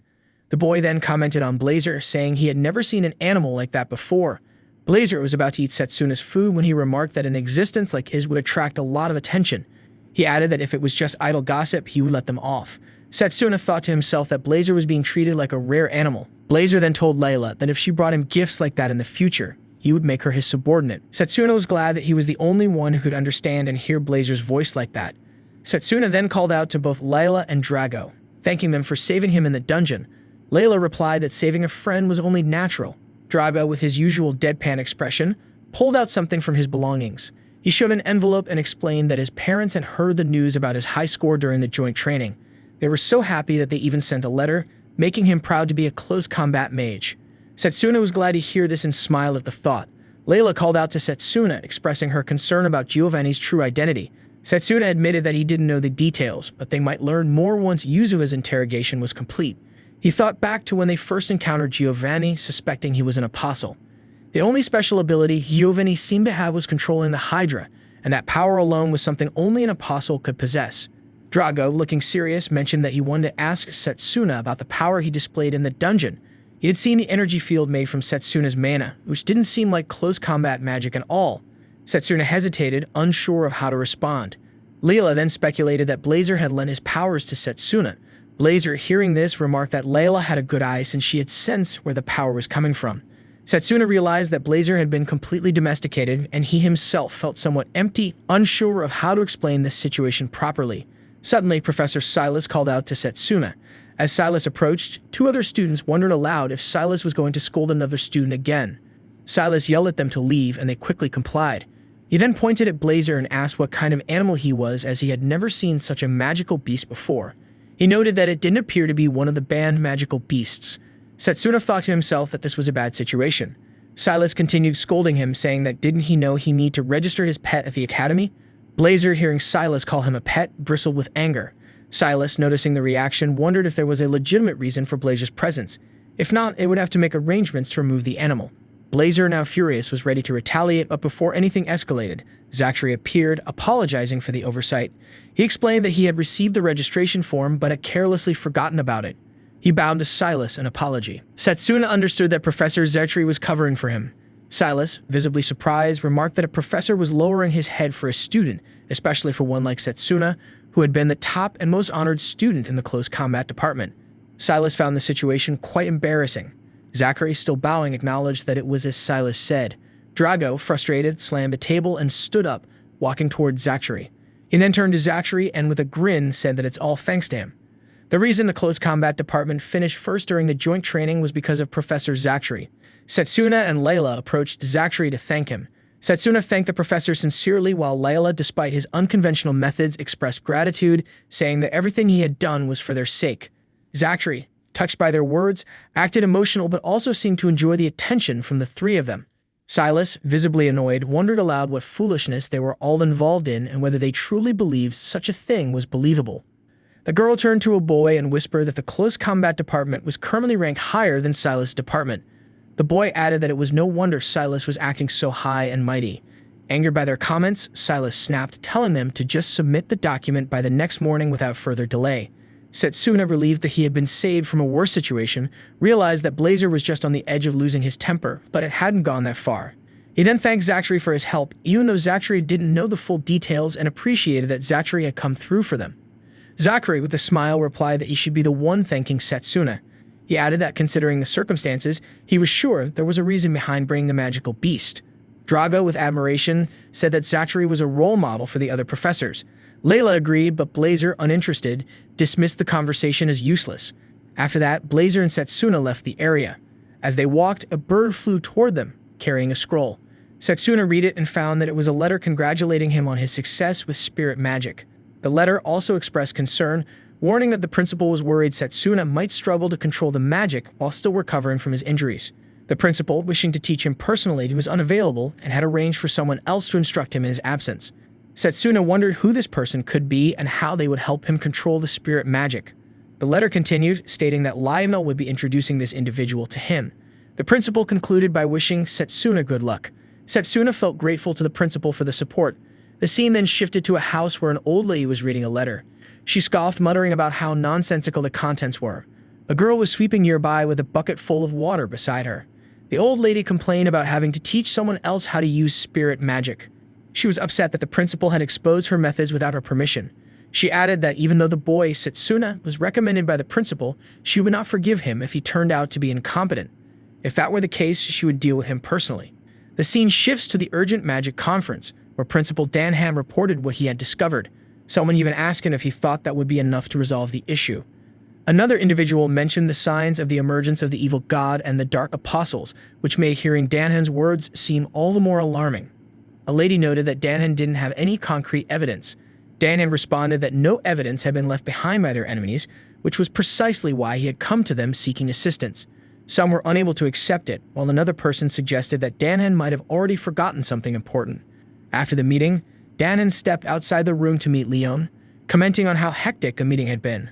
Lionel, who was there, said it was to be expected. Danhan sat down, acknowledging that it was understandable that they didn't believe him. Lionel pointed out that they were dealing with forbidden spirit magic, a matter that couldn't be easily discussed. Danon replied that the fact such an event had occurred could not be ignored, and that if the apostles made their move, his proposal would at least be a step towards something useful. Danik then asked about Setsuna's condition. Lionel explained that Setsuna was recovering well, though he was still pushing himself too hard. It would take some time for him to fully recover. Danon remarked that the new teacher for Setsuna would be quite strict. After all, he hoped that Setsuna would fully recover before meeting that person. Meanwhile, as Setsuna slept in his room, Carol sat beside him, watching over him. He woke up, surprised to see her, and asked why she was there. She replied that she had heard he was unwell and had come to bring food to aid his recovery. As she opened the food boxes, she explained that the recipe was something Drago had taught her. Setsuna thanked her, especially for taking care of Blazer since the previous day. Carol reassured him that it wasn't a problem, mentioning that they had walked around the town together with Lila.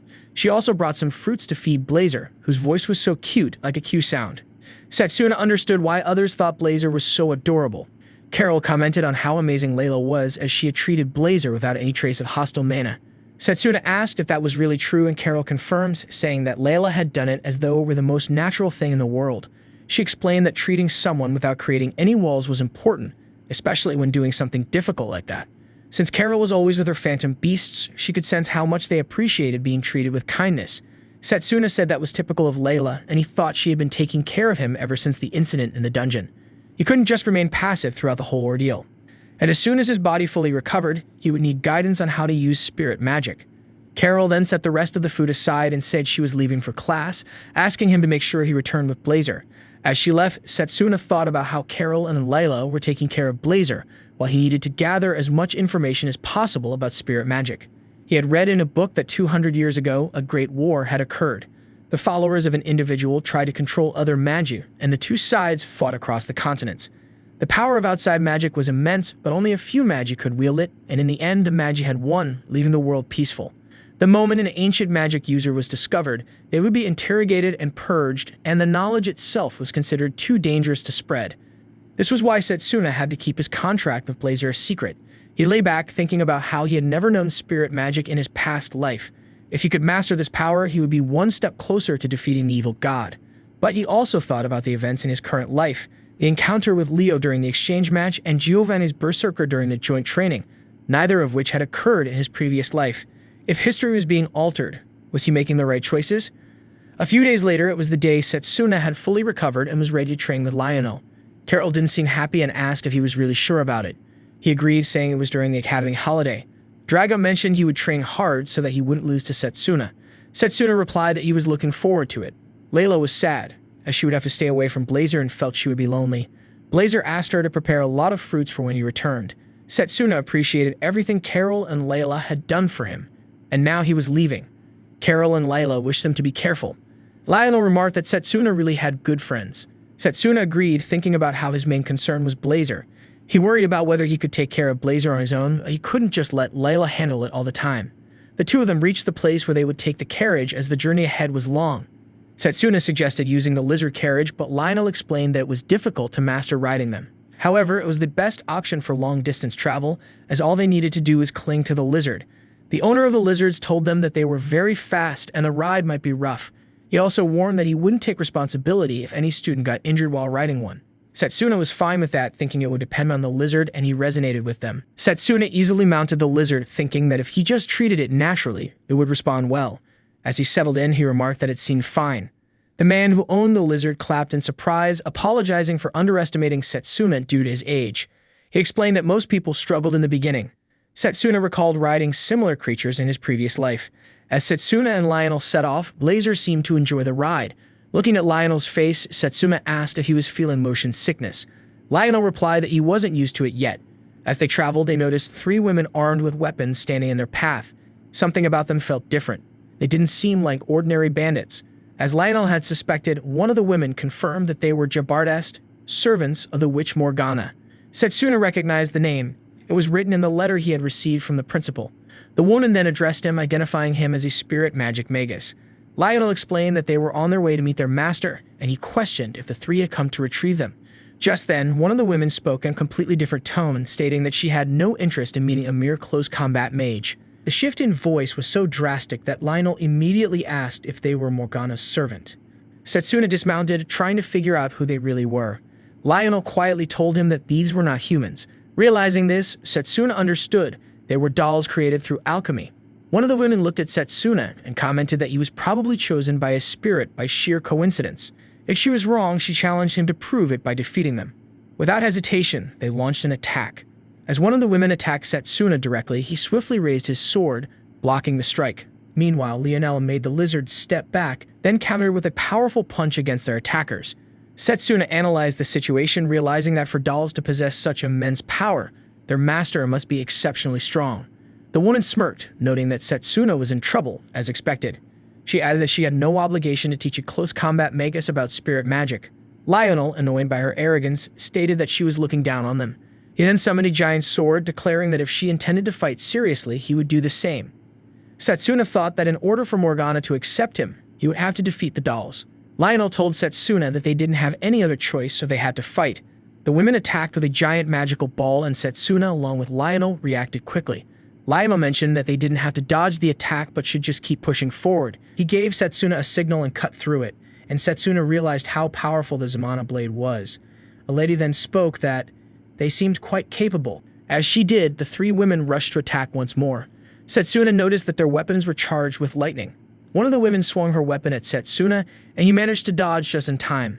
Another woman aimed a blast of black lightning at both Setsuna and Lionel, and they both leaped to avoid it. The third woman was about to strike when Lionel warned Setsuna that if the attack hit them, they would be electrocuted. Setsuna understood and jumped out of the way, narrowly avoiding the spread of electricity. Morgana observed that if they were weak against the elemental magic, they would eventually outlast and overpower mages, who couldn't defend against such attacks. Setsuna thought about why close combat mages were weak against elemental attacks.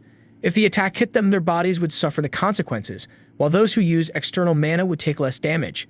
This made it almost impossible for close combat mages to endure such attacks. Morgana commented that even the modern magus armies still use golems or summon beasts to fight on the front lines. She claimed that close combat mages were relics of the past and that Setsuna and Lionel wouldn't be able to win against her dogs in close-range combat. Setsuna replied that it was true that close combat mages have fallen out of favor, but that didn't mean they lacked potential.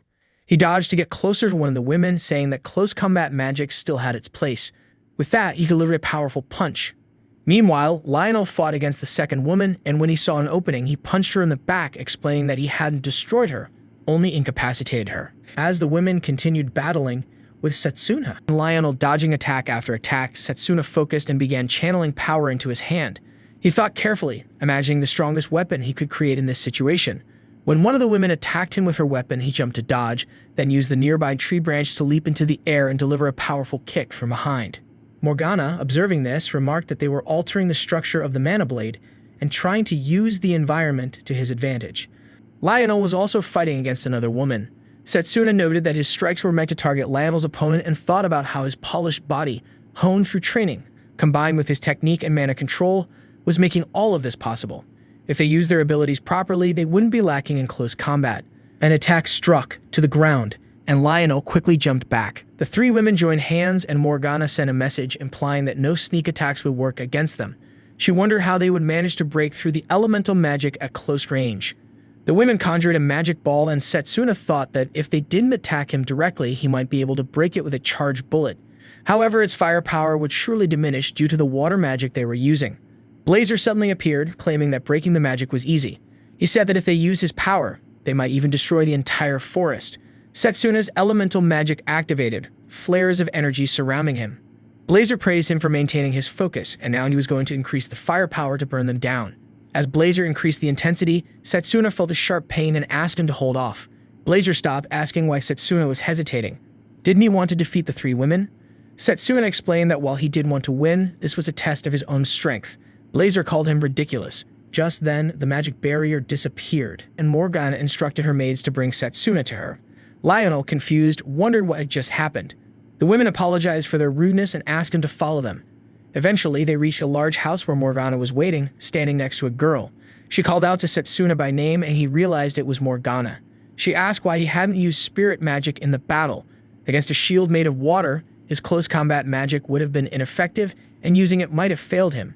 Setsuna replied that it was exactly as she said, but he had to hide his spirit magic at all costs. That was why he had chosen not to use it against enemies he didn't know. Furthermore, if he had used spirit magic in that situation, the whole forest would have burned, and destroying nature and harming animals for no reason was something he wanted to avoid. Morgana commented that Setsuna was too soft-hearted, but she praised him for not forcing himself to use spirit magic when he couldn't control it yet. If he had used it in that situation, he would have failed. However, she would guide him on how to control it. Setsuna bowed his head in gratitude. Blazer, watching the exchange, wondered if Morgana was seriously talking about controlling him. It seemed like a joke. Morgana responded, saying that while Setsuna was strong, no matter what she saw, he was still an unrefined animal. Blazer replied that he would show her his true form. He began to grow slightly, and Setsuna realized that Blazer was forcefully absorbing mana from him. Blazer declared that he would burn everything, even her bones, if it came to that. Setsuna panicked, realizing that he couldn't control Blazer's power, and if this continued, everything would be reduced to ashes. Morgana reassured him that there were no other humans living in the forest, which made it easier for her to control the situation.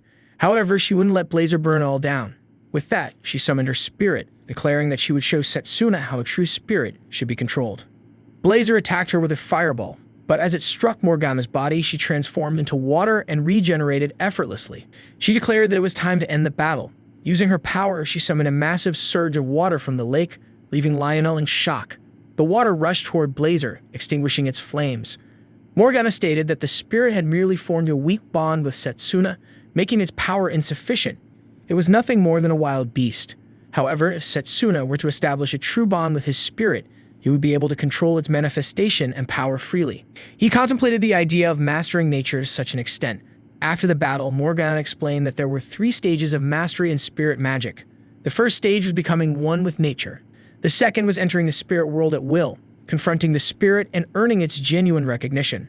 She had heard that Setsuna had forced a contract without even properly completing the first stage, which was why his spirit magic remained incomplete. Frustrated, Morgana scolded Dahan, calling him a brat and accusing him of failing to teach Setsuna properly. Setsuna was taken aback. How could Morgana refer to the headmaster in such a way? Morgana then revealed that the forest was home to many spirits, making it the ideal place to reach a state of selflessness. Starting the next day, Setsuna's training would begin.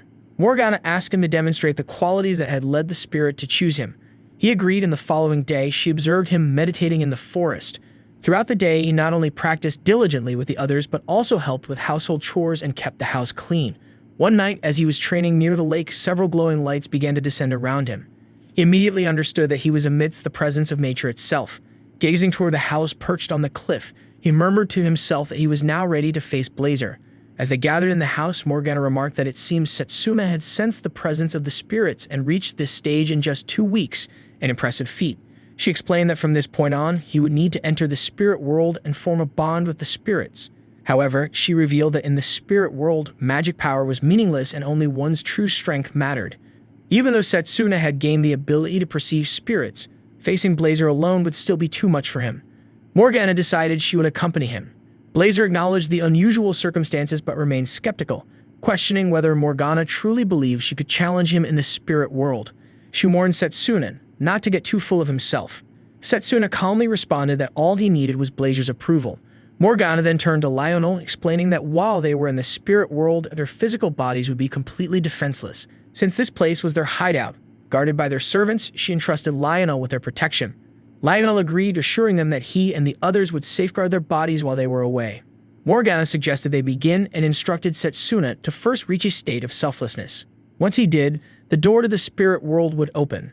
Setsuna followed her guidance, and when he opened his eyes, he found himself standing face to face with Blazer, with Morgana by his side. Morgana remarked that Blazer's arrogance was not without merit. Setsuna realized that since he could not perceive the spirits, he understood the true extent of Blazer's power. Blazer, noticing the change, commented that it seemed Morgana was taking this a bit more seriously. She then created a barrier and explained that it was meant to protect Blazer's will. She warned that if Setsuna confronted him directly, he might be left behind in the spirit world. Blazer scoffed, telling Morgana not to get ahead of herself and questioning if she truly believed she could control his power with such weak determination. Setsuna, now enraged, retorted that he had trained in magic control more than anyone. Since spirit power followed the same principles, he had mastered it as well. Now that he had reached a state of selflessness, he believed that nothing would hold him back. If he wanted Blazer's approval, there was still one more way to prove himself. Blazer warned him not to regret bringing such a burden upon himself. Meanwhile, Lionel and a girl were in the house observing the situation. Lionel remarked that it seems Setsuna had begun, and he was confident Setsuna would manage. However, he felt a dark magic power approaching, something malicious. It was heading toward the hideout, and at such a critical time, he couldn't let anyone interrupt the battle between Setsuna and Blazer. With a dark aura surrounding him, Leo entered the room, excusing himself before asking if anyone was home. His eyes landed on Lionel, and he wondered if Lionel was from the close combat department. To his surprise, he also spotted Setsuna, who would save him some trouble. Lionel, recognizing Leo, mentioned that he was a runaway student they had been searching for.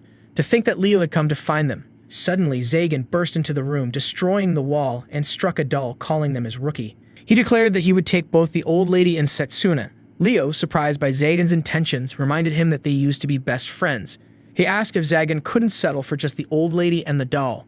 Lionel immediately realized that Zagan was also an apostle. He grimaced, noting that they had arrived at the worst possible time. If he weren't a teacher, he would have run. Leo, sensing the tension, told Lionel that if he wanted to, he could leave, as they weren't after him. However, Lionel, unwilling to back down, created a mana sword, telling Leo not to mock him.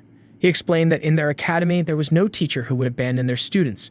With that, he charged to attack. Blazer told Morgana that she would make him acknowledge her, but he believed those claims were just empty words. Setsuna thought to himself not to be swayed, for this was a world where willpower meant everything, and he needed to keep his heart strong. Setsuna glanced at Morgana, unsure of what was happening. She replied that something was wrong in the real world. An evil presence was invading the forest, and it seemed her servants had already been subdued. Setsuna was concerned but urged Morgana to go ahead. Morgana warned him that if she released the barrier, Setsuna might be burned by the spirit's will and could even be unable to return to the real world.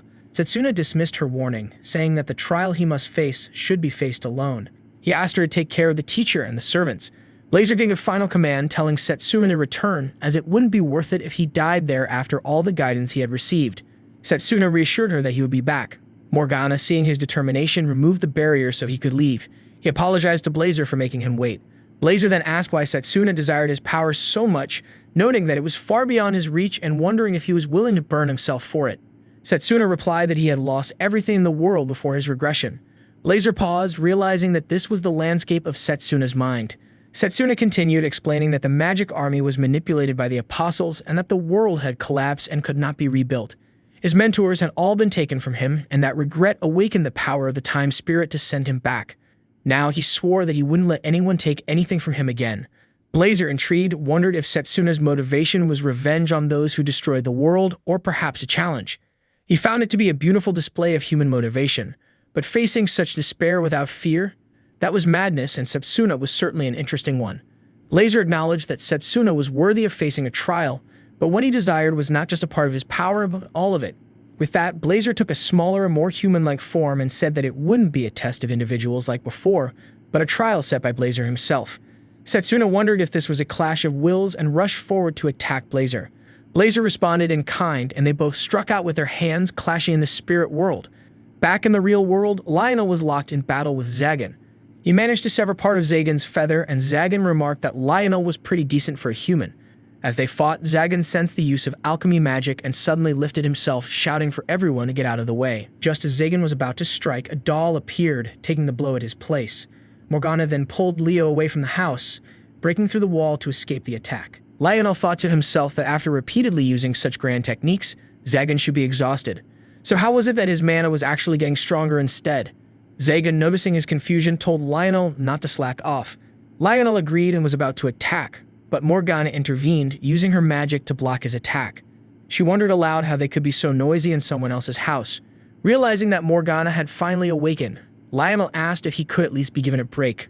Morgana replied that young ones should struggle more. As Zagan prepared to attack her, Lionel rushed in and slashed at him. Zagan, using his power, blocked Lionel's strike, and Morgana sensed that it was disintegrated. Leah wondered if this was the spirit magic from the report, and apologized to herself for not realizing sooner that it was useless. As Zagan was about to strike again, Lionel punched him, but Zagan stepped back, telling him to keep Lionel under control. Zagan landed a hit on Lionel, sending him crashing out of the house. Morgana, observing Zagan's moves, wondered if his ability could nullify all magic, allowing him to avoid any attacks. She questioned whether this was a special technique or if there was some kind of prerequisite for it. Morgana considered striking him with magic at close range, hoping that the lack of time to react would make her attack more effective. She then made the lake water swell to enormous proportions, preparing to unleash it upon them.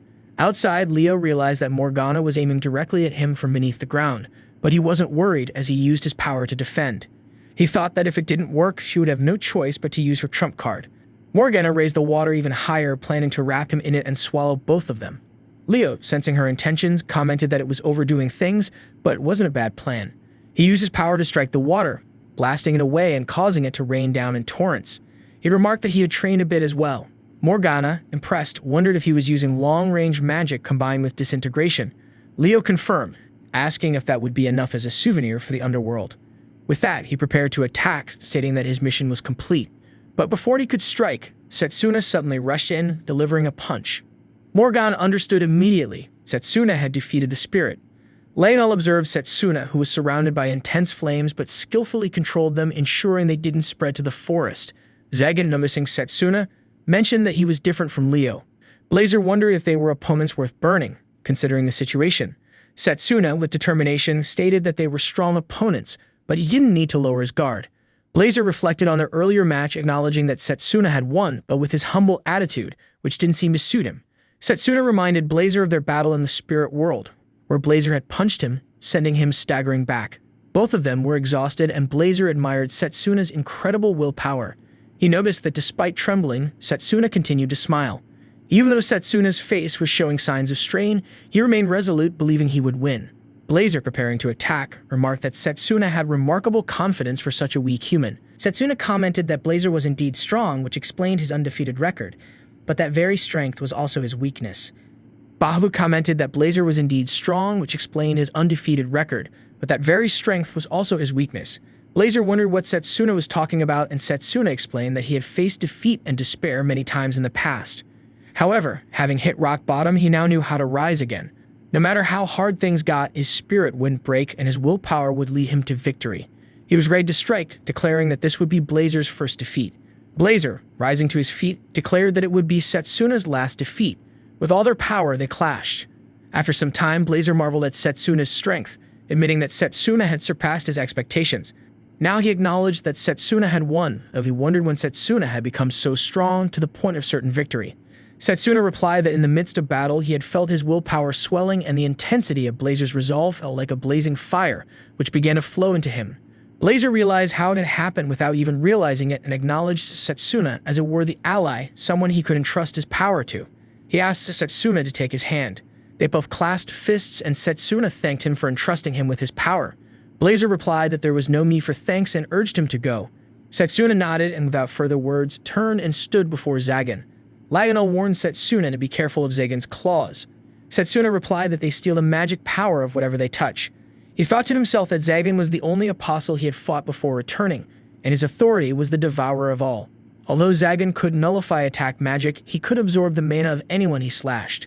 Zagan was the most powerful entity to have single-handedly annihilated the Northern Kingdom, a place known for its advanced alchemy equipment, all while stealing their magic power. Zagan, noticing Setsuna's knowledge of his authority, remarked that he didn't know how Setsuna had learned about it, but he wouldn't win against him. Leo, trying to regain his composure, winced in pain and noted that Setsuna was much faster than before. Setsuna was surprised that Leo was still able to stand and wondered if he had reduced the impact with magic integration. Realizing Leo had grown even stronger, Zagan told Leo that he would handle Setsuna and asked him to step back and watch. Leo agreed, stepping back to observe. Setsuna reflected that before returning he had managed to defeat Zagan by exploiting his advantage in long-range magic. But now Zagan's specialty was in close-range combat and one hit could be fatal. However, Setsuna had changed as well. He blocked Zagan's attack and landed a side punch, forcing Zagan to step back. But Setsuna didn't stop, he pressed the attack again. Zagan, shocked, declared that it was impossible for Setsuna to be faster than him. Setsuna thought to himself that by combining Blazer's power with his own physical boost, he could move much faster. Lionel realized that Setsuna was now combining close combat techniques with spirit magic, enabling him to move even quicker and land multiple strikes on Zagan. Morgana marveled at how Setsuna could control the range of his fire attacks so precisely in such a short time, a truly impressive feat. Zagan let out a loud roar that created immense pressure on everyone around them. He then taunted Setsuna, saying that cloaking his body in flames was essentially asking to be absorbed. He declared that he could feel the overwhelming power now, as he was the devourer of all things. Setsuna smiled, thinking to himself that he was curious about that as well. Zagan charged at Setsuna, landing a hit on him. However, he did this to get closer to the tree, and as Zagan attacked, Setsuna skillfully dodged. Suddenly, Zagan felt as though his body was burning. He called out to Morgana, asking her to use her water magic on him. His body then froze in place, and he wondered what was happening. Setsuna calmly explained that, as he suspected, Zagan couldn't fully devour the spirit magic. Even if he absorbed it with his power, it was useless if he couldn't properly use it. Instead, it was consuming him from the inside. The spirit power was not something that Zagan or any being like him could easily devour. Zagan shouted at Setsuna, accusing him of doing this on purpose. He then turned to Leo, demanding that he disintegrate the magic inside his body. Leo replied sarcastically, pointing out that Zagan had told him to just watch earlier, and now he was fine with Leo interfering. Leo attacked Zagan, and Zagan was puzzled, wondering what Leo was doing. The attack even hit Morgana in the process. Zagan finally realized that Leo had betrayed them. Leo responded, saying that he prioritized the mission and dealt with Morgana because his former superior was useless. He added that Zagan's keen sense of smell had been useful in locating Morgana, but his beastly nature had become unbearable. Leo had done what needed to be done. Furious, Zagan yelled that he would never forgive Leo and vowed to take them all down with him. For his master's sake, he would kill them all. As Zagan prepared to attack, Setsuna used his spirit flame magic, slashing through the air with an inferno slash. Zagan responded by spitting a stone from his mouth, but it was destroyed in the attack, and Zagan was ultimately killed, his body turning to ashes. Setsuna gazed at the black gemstone left behind, then called out to Leo, but realized he had already escaped. He muttered Leo's name, vowing to remember it. No matter where Leo was, Setsuna would find him and defeat him without mercy the next time they crossed paths. Morgana collapsed, and Setsuna rushed to her side, telling her to hang in there and promising to treat her immediately. However, she explained that the opponent had used disintegration magic, and her body couldn't be saved. Both Lionel and Setsuna were deeply saddened by the news. Morgana, with a faint smile, told them not to be sad. She acknowledged that Setsuna was the close combat mage recognized by the spirit flame, and that she had something to entrust to him. She handed him a tool that contained her spirit, explaining that if he used it, it would be helpful for him to understand the speed of water and the sea. She entrusted it to him. Setsuna, shaken, pleaded with her not to speak as if she was leaving behind a keepsake. He refused to accept that there was no way to save her. But Morgana had already passed away, and Setsuna gently laid her down, his heart heavy. He whispered to himself that no matter how strong he became, if he couldn't protect those important to him, then what was the point? Lionel approached, trying to console him. He explained that life was uncertain, and no one knew what would happen next. No matter how strong someone was, humans were imperfect. The most important thing was to keep facing challenges without giving up, and as long as they were alive, they should continue to fight. Lionel hoped that Setsuna could understand that. Just then, a girl approached and patted Setsuna on the head. She playfully told him that he had been tricked and warned him not to say things like keepsake because it brought bad luck. To his shock, she declared that she was the real Morgana. Both Setsuna and Lionel were stunned. Morgana explained that the old woman he had seen before was actually an alchemical doll, just like the other servants. However, unlike the others, Morgana had embedded her soul into the doll, which was why all of her emotions and powers resided in that old woman. She teased Setsuna, calling him a fool and saying that it was simply a matter of experience. Lionel, still in disbelief, wondered if the old woman was just a decoy. Morgana confirmed that she was, mentioning that the old woman was the masterpiece of the alchemist. She asked if everyone was surprised by the revelation. Setsuna, still trying to process everything, admitted he had never seen a doll so lifelike. He remembered that even in the spirit world, she had appeared as the old woman. Morgana replied that in the spirit world, appearances could be changed at will. Lionel asked that wasn't it a bit much to say that she was Morgana. Morgana revealed her pointed ears, confirming that she was indeed an elf. She explained that elves had lifespans that were much longer than humans, and she asked Setsuna to guess her age.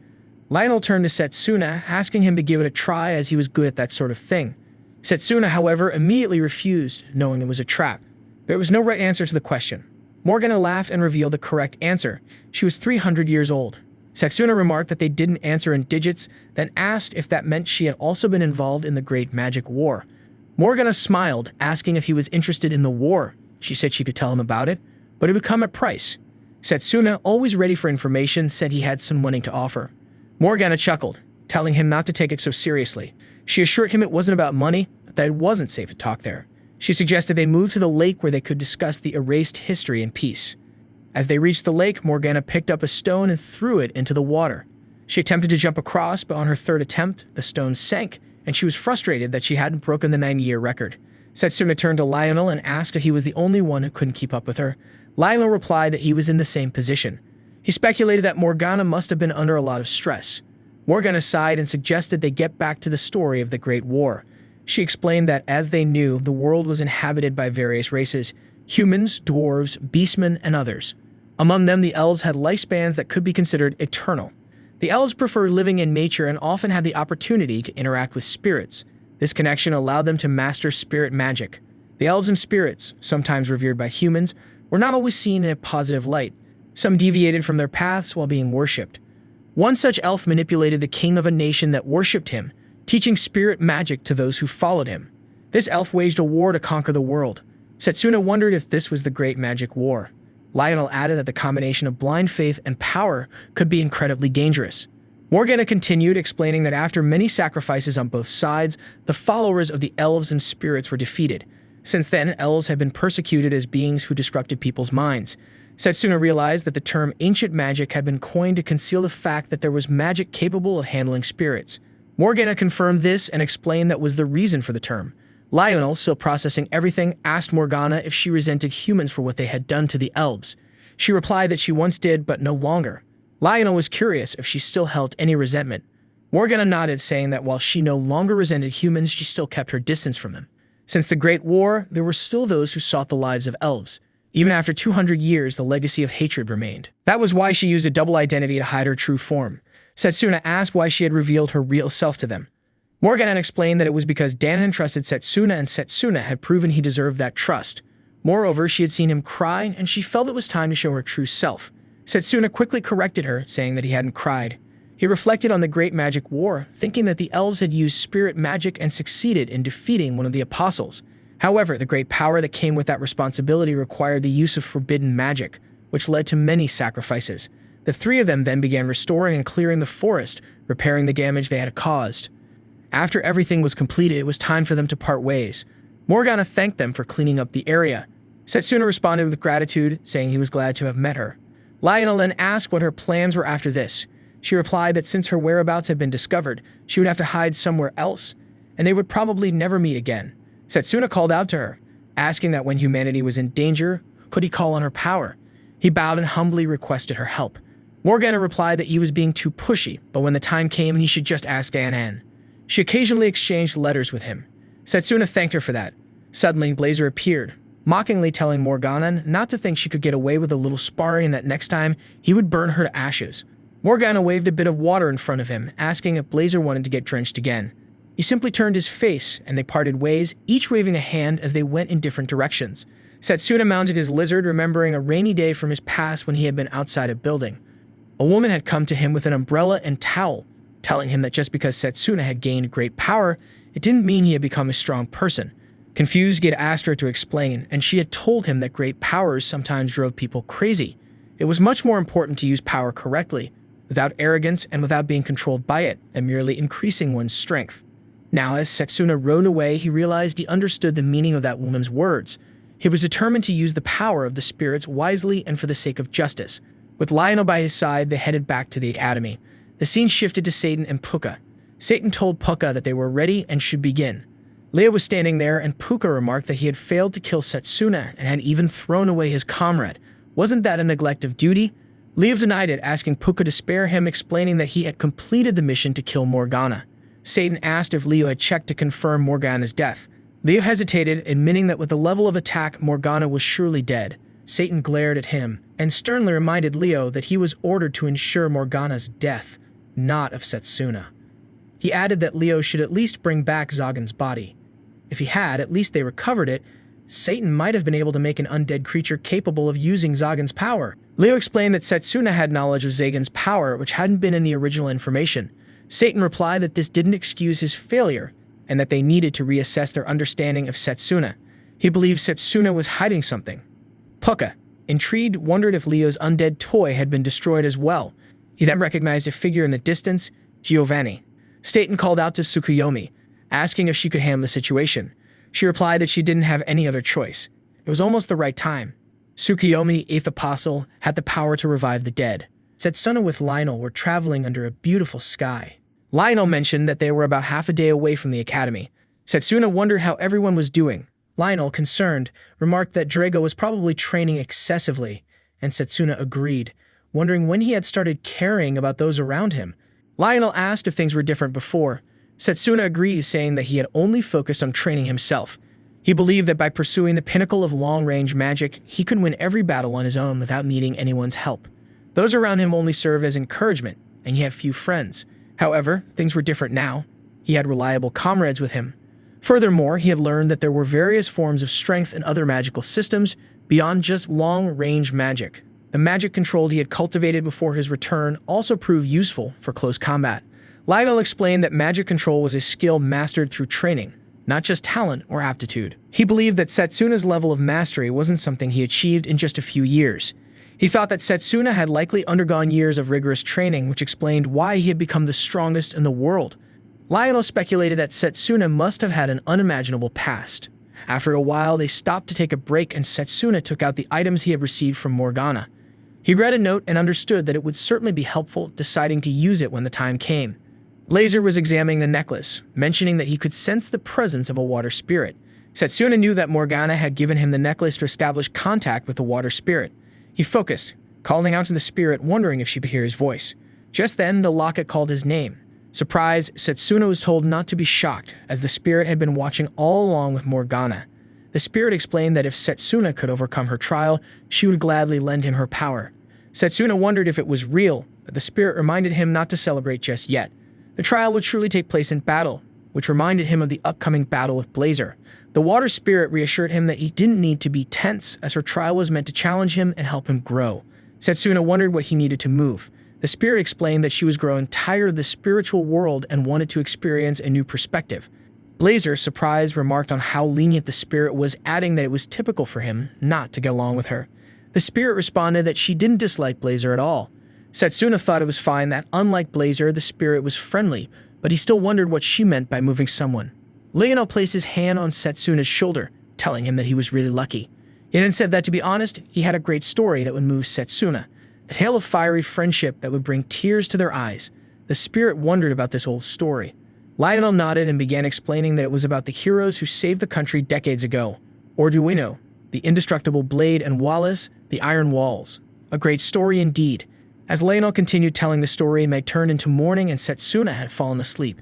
When he woke up, he saw that Lionel was still talking to the water spirit. Setsuna decided to discuss the matter once they returned to the academy. Back at the academy, Setsuna was talking with Carol, Drago, and Layla.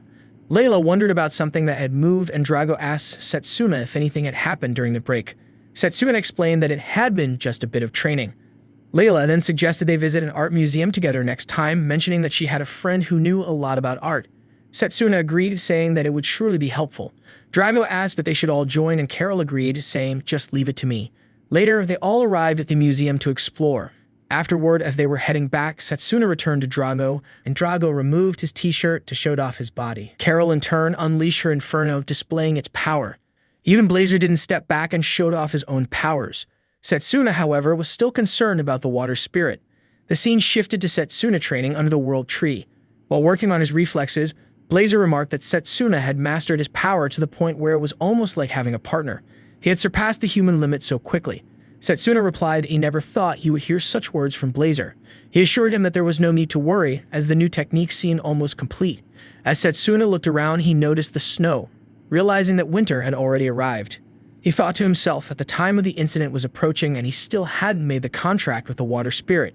Packing his things, Setsuna muttered that they should put the trial on hold for a while since he had something else to do. Blazer asked if he was sure he was done with the training.